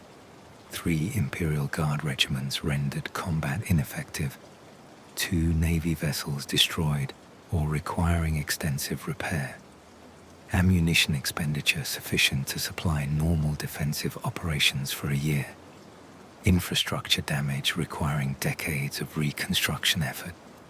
These costs accumulate across hundreds of defensive battles, draining Imperial resources at rates that prove mathematically unsustainable over extended campaigns. Yet abandoning defenses means accepting certain loss of worlds and populations, calculation that proves equally unacceptable from moral and strategic perspectives. Space Marine chapters suffer losses that threaten their long-term viability. The Astartes were never designed for wars of attrition. Their strength lies in surgical strikes, decisive interventions, combat operations where transhuman capabilities provide overwhelming local superiority. Tyranid warfare offers no such opportunities.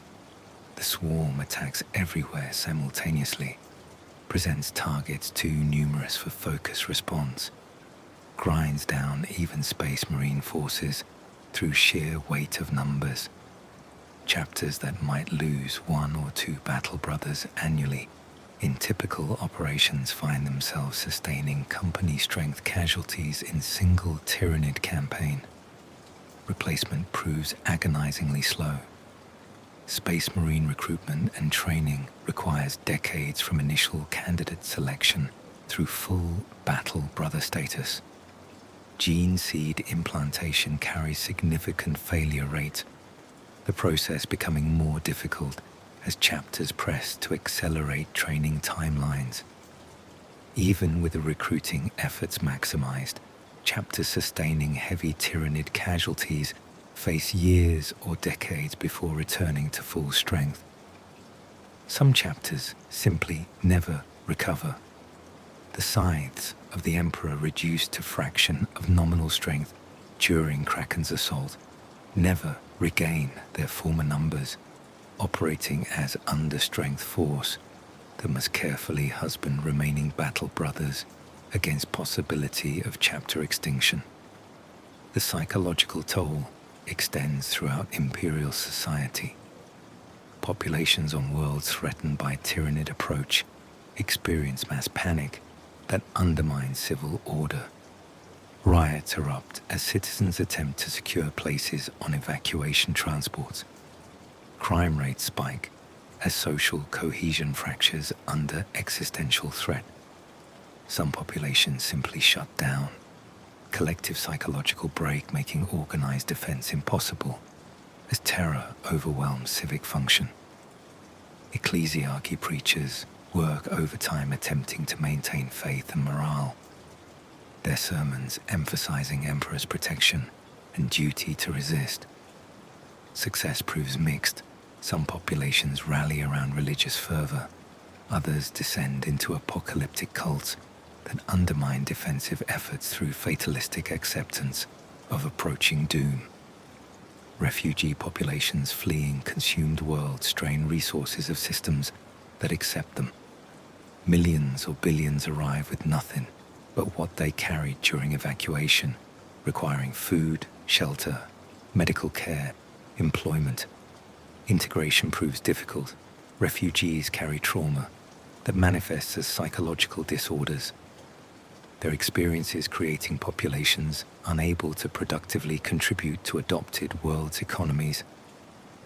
Resentment builds among established populations forced to accommodate refugees, their resources strained, their communities changed by sudden demographic shifts. Some refugee populations never integrate, remaining displaced persons for generations, their descendants carrying identity of survivors from the lost worlds that marks them as other, regardless of years spent on new homes. The economic impact cascades through sectors affected by Tyranid advance. Agricultural worlds consumed represent lost food production, affecting dozens of dependent systems. Forge worlds destroyed eliminate manufacturing capacity that supplied entire sectors with equipment and ammunition. Hive worlds harvested removed billions of workers whose labor supported vast economic networks. The administratum attempts to compensate through increased tithes on surviving worlds, redirecting production from unaffected sectors, implementing rationing that reduces quality of life across regions nowhere near active Tyranid presence. These measures prove unpopular, generating resistance that requires military enforcement, diverting resources from defensive operations to maintaining internal order. Naval losses prove particularly difficult to replace. Imperial shipyards operate on timescales measuring construction in decades for capital vessels, years even for escorts and system defense craft. A Navy cruiser destroyed in void combat against bioships represents investment of resources and labor that cannot be quickly recovered. The Imperium loses ships faster than new construction replaces them, fleet strength gradually declining despite maximum production effort. Admirals forced to operate with a reduced strength make increasingly difficult decisions about which systems receive naval protection and which must rely solely on ground defenses or face abandonment to Tyranid consumption. Tech priests studying recovered Tyranid specimens make discoveries that provide limited tactical advantage but reveal disturbing implications. The organisms demonstrate biological engineering sophistication, exceeding anything human science has achieved. Their cellular structure incorporates redundancies that allow continued function despite massive trauma. Their metabolic processes achieve energy efficiency that violates thermodynamic principles as humans understand them. Their nervous systems display processing speed and coordination capacity, matching advanced computational systems despite being entirely organic. Every analysis reinforces conclusion that Tyranids represent apex of biological development, organisms refined across millions of years toward optimal predatory effectiveness. Some tech priests advocate for attempting to replicate Tyranid biological engineering, incorporating their innovations into imperial technology, or even biomodification of human soldiers. The proposals face immediate rejection from orthodox Mechanicus factions, who view such research as tech heresy of highest order, forbidden investigation into Xenos corruption that risks producing abominations rather than useful innovations. Inquisitorial authorities likewise condemn such research. Several tech priests involved in unauthorized Tyranid specimen study executed for heresy. The knowledge exists, but remains forbidden. Potential advantages locked away by doctrinal limitations that prevent their exploitation. Medical facilities throughout threatened sectors overflow with casualties exhibiting wounds that challenge traditional treatment approaches. Tyranid bioweapons introduce toxins and parasitic organisms that resist standard medical countermeasures. Victims suffer flesh dissolution, parasitic infestation, genetic corruption that transforms human tissue into something alien. Many casualties prove untreatable. Medical staff capable only of providing comfort during inevitable death. The lucky ones die quickly. Others linger for days or weeks, their bodies transforming, their awareness persisting through metamorphosis that should not allow consciousness but somehow does, experiencing their own conversion from human to biological resource in ways that break minds as thoroughly as bodies. The ecclesiarchy struggles to maintain faith in populations witnessing worlds consumed and populations harvested. Traditional doctrines emphasize emperor's protection for the faithful, divine reward for those who serve. Yet Tyranid consumption makes no distinction between faithful and heretic, pious and corrupt. The organisms harvest all biomass equally, their consumption indiscriminate regarding spiritual state of victims. This reality challenges religious teaching, forcing preachers to develop new theological frameworks explaining why Emperor allows faithful populations to suffer consumption. Some frame Tyranid invasion as divine test, trial through which humanity proves worthy of continued existence. Others characterize the swarm as apocalyptic punishment, consequence of collective sin requiring penance through suffering. None of these explanations prove fully satisfactory to populations watching their worlds die. Desertion rates increase across imperial military forces as extended Tyranid campaigns grind through years without clear end. Guardsmen ordered to deploy against organisms for third or fourth time choose to flee rather than face the swarm again. Naval crews abandon ships docked for resupply rather than return to void combat where bioships hunt them.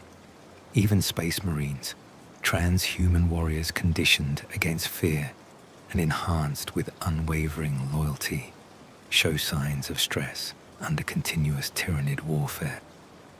Chapter serfs report battle brothers suffering nightmares unusual for Astartes psychology, displaying hesitation before deploying to Tyranid battlefields, requiring increasing chaplain intervention to maintain morale and combat effectiveness. The supply chain difficulties extend to basic necessities. Ammunition production requires specific materials, some available only from worlds now consumed or cut off behind Tyranid lines. Navy vessels require promethium fuel, production capacity stretched thin by increased operational tempo and lost refinery infrastructure. Medical facilities need pharmaceuticals manufactured on forge worlds, operating beyond sustainable capacity, shortages leading to triage decisions that condemn wounded to death who might have been saved in better supplied eras. Food shipments from agricultural worlds decrease as Tyranid consumption eliminates productive territories, rationing becoming necessary even on core worlds previously immune to supply difficulties. Strategic reserves deplete at alarming rates.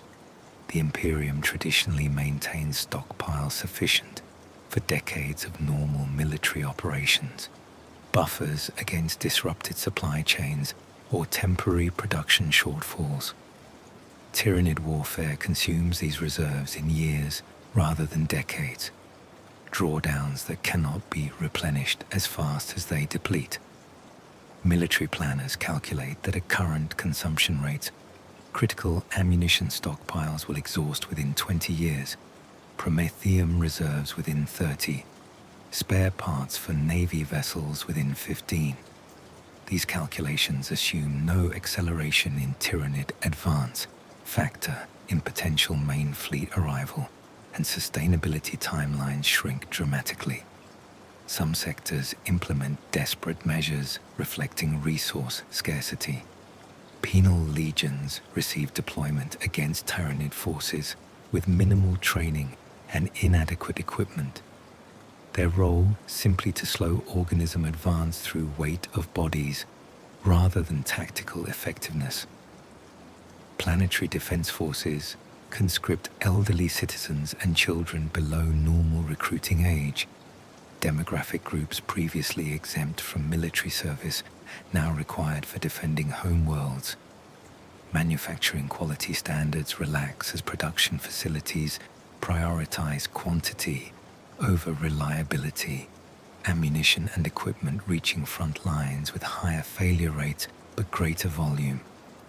The psychological adaptation proves most troubling.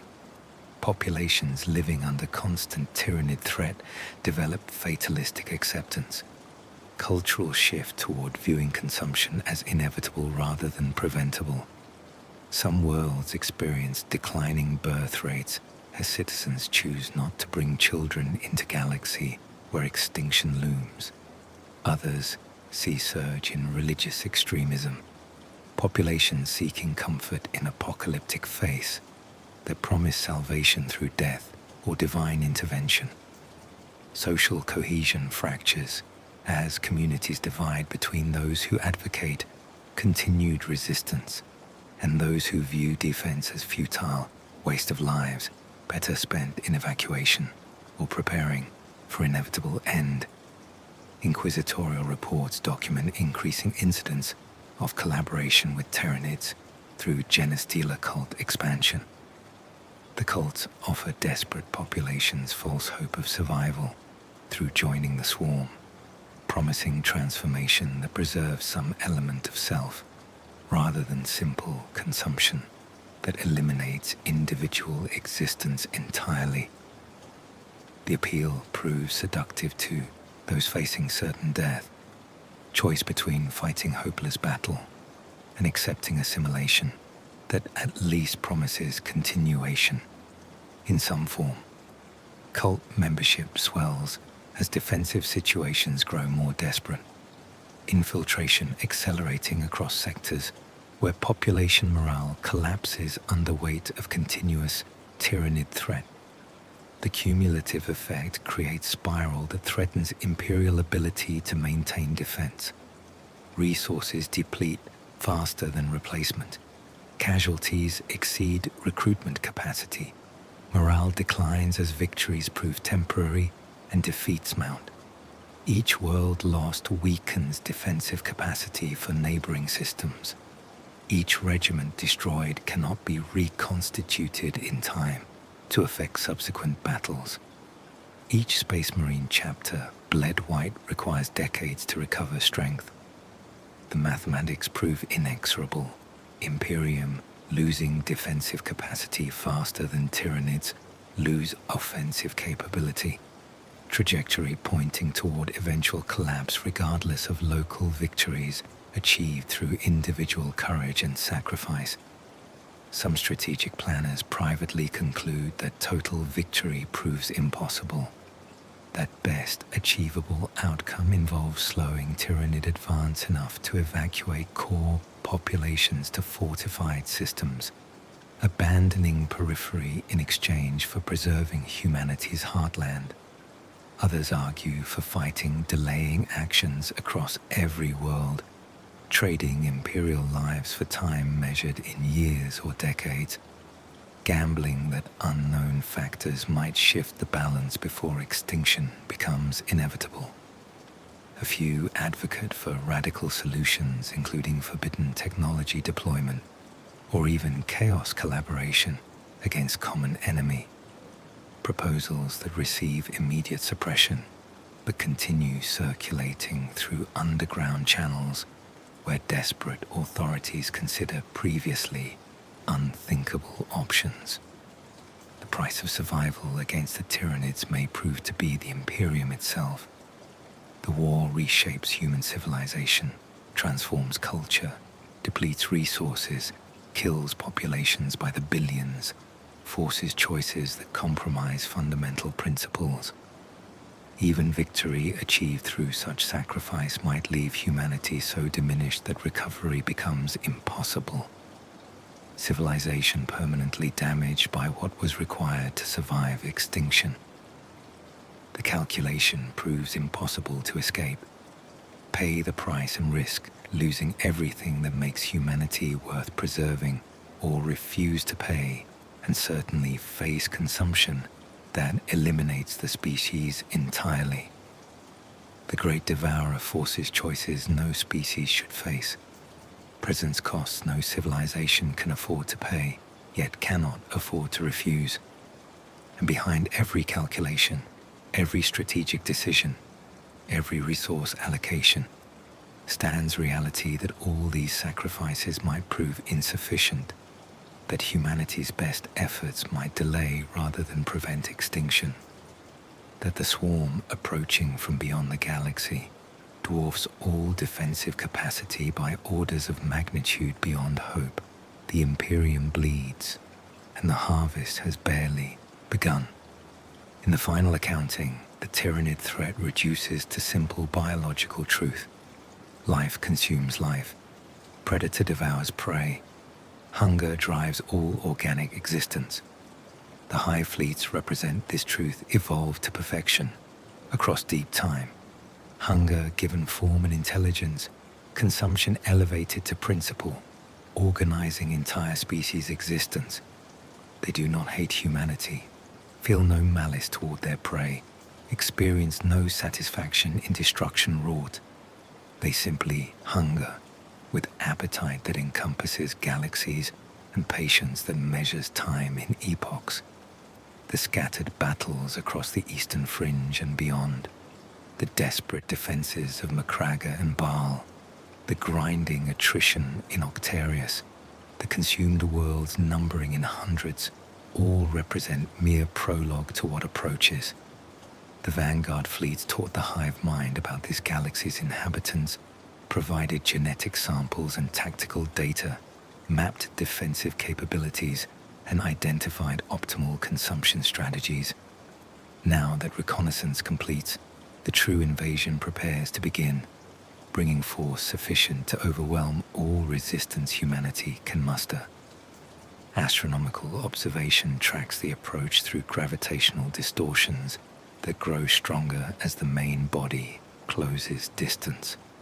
The readings suggest fleets measuring in millions of bioships, possibly tens of millions, their combined mass sufficient to affect stellar orbits when they concentrate. Behind them stretches the intergalactic void, emptiness they crossed pursuing signatures of biological abundance, hunger driving them across distances that would take human vessels millennia to traverse. They come slowly, but with absolute certainty, living tide that cannot be turned back, only survived if survival proves possible at all. Imperial Strategic Command attempts final calculation of defensive capacity versus projected threat.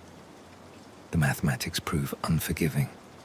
At best estimates, the Imperium can field perhaps 50,000 Navy capital ships, several 100,000 smaller vessels, maybe 5 million Astra Militarum soldiers if every regiment mobilizes, 1,000 Space Marine chapters, representing roughly 1 million Astartes total.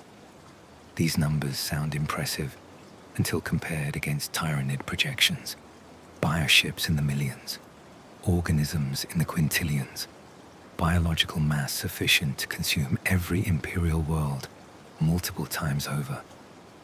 The ratio proves so unfavorable that victory in conventional terms seems impossible, survival requiring either miracle or radical departure from established defensive doctrine. Some authorities place hope in the Emperor's protection, trusting the divine intervention will preserve humanity as it has through previous existential threats. The ecclesiarchy organizes galaxy-wide prayer vigils, billions of faithful beseeching the Emperor for deliverance from the swarm. Saint cults petition for miraculous intervention, relying on documented instances of imperial saints manifesting to turn battle tide at critical moments. The faith proves genuine and deeply held, yet also serves to mask uncomfortable reality, that no amount of prayer will alter biological mathematics, that faith without action produces only martyrs, that the Emperor protects those who protect themselves rather than waiting passively for divine salvation. Others advocate for negotiation or communication attempts with the hive mind, proposals based on assumption that any intelligence capable of coordinating galactic-scale invasion must possess reasoning capacity, allowing diplomatic resolution. These efforts fail immediately. The Tyranids do not communicate in any recognizable sense, possess no language or conceptual framework that allows dialogue. They are hunger made manifest, biological imperative given form, predator whose sole purpose involves consuming prey. Attempting negotiation proves as futile as negotiating with approaching avalanche or incoming tide. The swarm acts according to nature that admits no compromise, driven by a hunger that cannot be satisfied through anything except total consumption. A few desperate voices call for evacuation beyond the galaxy, humanity fleeing ahead of the swarm into intergalactic void, becoming refugees seeking new home in distant galaxies beyond Tyranid reach. The proposal dies under practical analysis. Human vessels lack capacity for intergalactic travel. The distance is too vast for existing propulsion and life support technology. Even if such capability existed, evacuating quadrillions of humans would require millions of ships and centuries of flight time.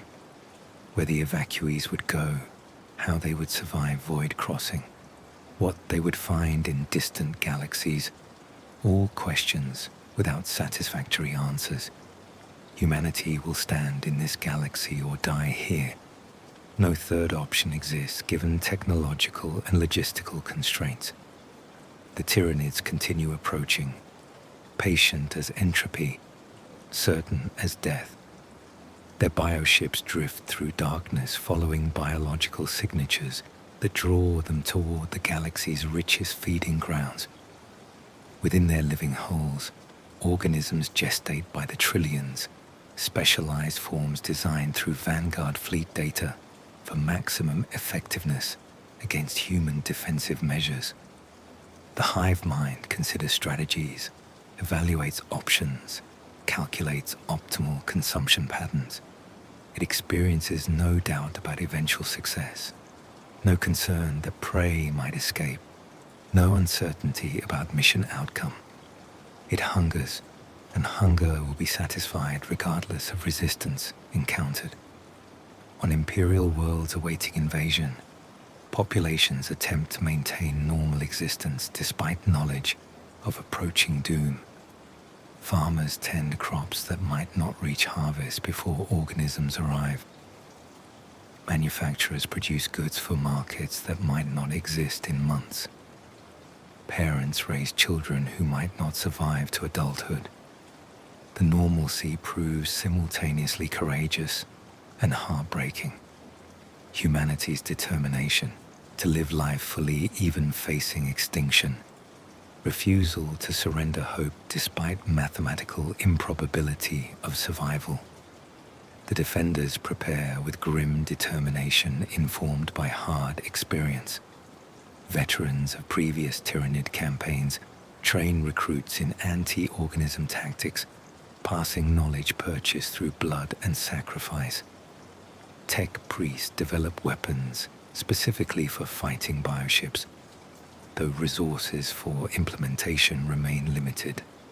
Astra Militarum regiments drill constantly, maintaining readiness despite awareness that preparation might prove insufficient against swarm's magnitude.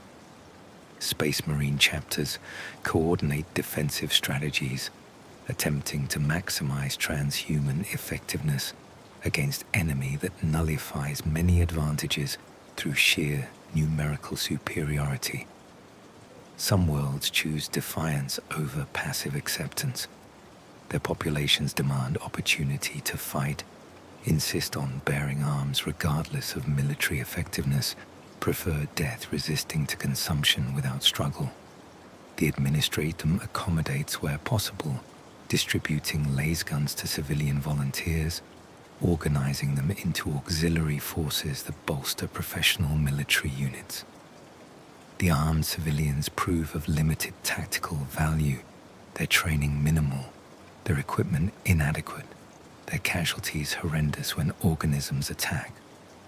Yet their courage and determination provide psychological value beyond tactical calculation, demonstrating humanity's refusal to submit peacefully to extinction, resistance maintained even by those who cannot meaningfully affect battle outcome. Other worlds succumb to despair. Their populations descend into nihilistic acceptance. Societies fracturing as citizens conclude that defense proves futile, and awaiting consumption exceeds their psychological capacity. Some populations riot, tearing themselves apart before Tyranids arrive to finish the destruction. Others simply shut down, collective psychological break making organized society impossible. A few embrace genestealer cults wholesale, entire populations willingly accepting infiltrators' promises of survival through assimilation, preferring transformation to consumption as lesser of two terrible fates. The Inquisition struggles to maintain order across sectors where authority breaks down. Inquisitors authorized to use any means necessary to preserve defensive capability, execute governors who fail to maintain control, purge populations compromised by cult infiltration, order exterminatus on worlds deemed lost to despair or corruption. The actions prove brutal, but arguably necessary. Inquisitorial authorities concluding that harsh measures preserving some imperial cohesion prove preferable to complete collapse into anarchy. Critics charge that Inquisition becomes as destructive as Tyranids, killing humans in numbers approaching organism harvest totals. The Inquisitors counter that they kill to preserve, destroying compromised populations to save those remaining viable. Hard choices made, without pleasure, but with absolute conviction of necessity. Kripman continues his controversial campaign, implementing exterminatus protocols on worlds judged too vulnerable to defend or too valuable to allow Tyranid capture. His calculus remains unchanged. Better to kill billions preemptively than allow their biomass to feed swarm growth, strategic denial justified by overall defensive necessity. The policy generates coordinated opposition, leading to his eventual censure by inquisitorial authorities who judge his methods too extreme even by inquisitorial standards. Kripman disappears into the wilderness of space, continuing his mission independently, leaving trail of dead worlds that mark his passage through sectors where he implements strategy he believes offers humanity's only survival chance. The Great Devourer closes distance measured now in years rather than decades. Vanguard elements continue probing, testing, gathering final data before main force commits. Imperial defenders achieve victories against these scouts, killing organisms and destroying bioships. Temporary successes that prove meaningless against magnitude of what approaches behind them. Each defensive battle becomes training exercise for subsequent engagement, Tyranid learning continuing, adaptations incorporating lessons from every encounter. The swarm arrives better prepared with each passing year, evolution proceeding at pace that human defensive doctrine cannot match, organic adaptation outpacing technological development. Some strategic analysts privately conclude that humanity cannot survive in any meaningful sense. The best achievable outcome involves preserving genetic material and cultural knowledge for potential future recovery, after swarm passes. They advocate creating sealed vault worlds, heavily defended systems that might endure consumption through depth of fortification and willingness to sacrifice everything outside their protection. Store genetic samples of humanity's billions, archive cultural and technical knowledge, maintain breeding populations adequate to rebuild species after Tyranid departure. The proposal generates fierce opposition from authorities unwilling to accept future, where humanity exists only as genetic material awaiting better times.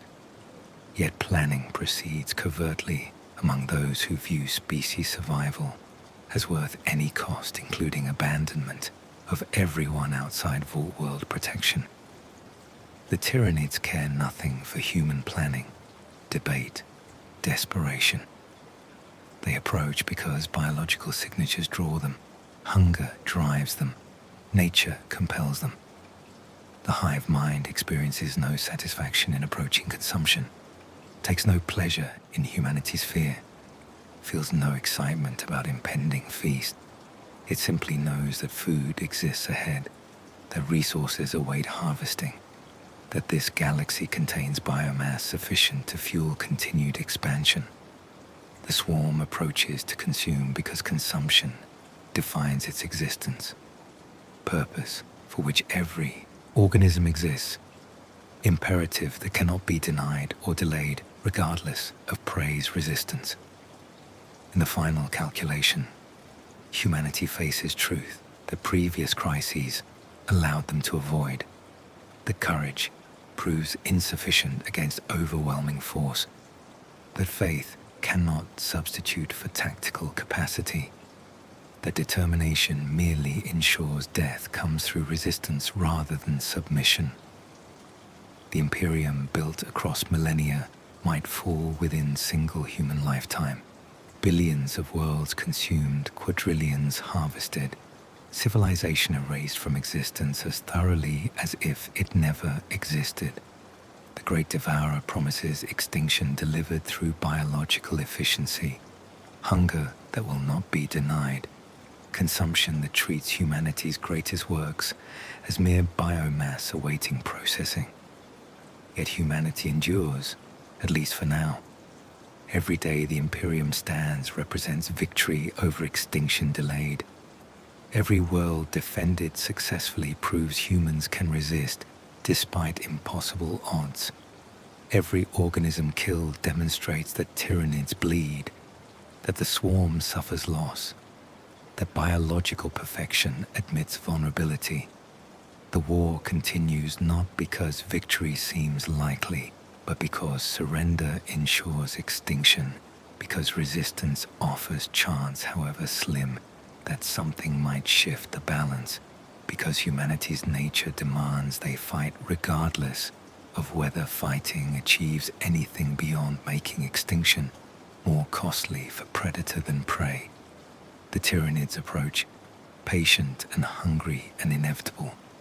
They bring extinction measured in consumed biospheres, harvest calculated in species rendered extinct, appetite that spans galaxies and cannot be satisfied until all life becomes biomass, feeding their endless growth. Behind them stretches void they crossed, emptied of life they consumed during passage, marked with dead galaxies that testify to their hunger's magnitude.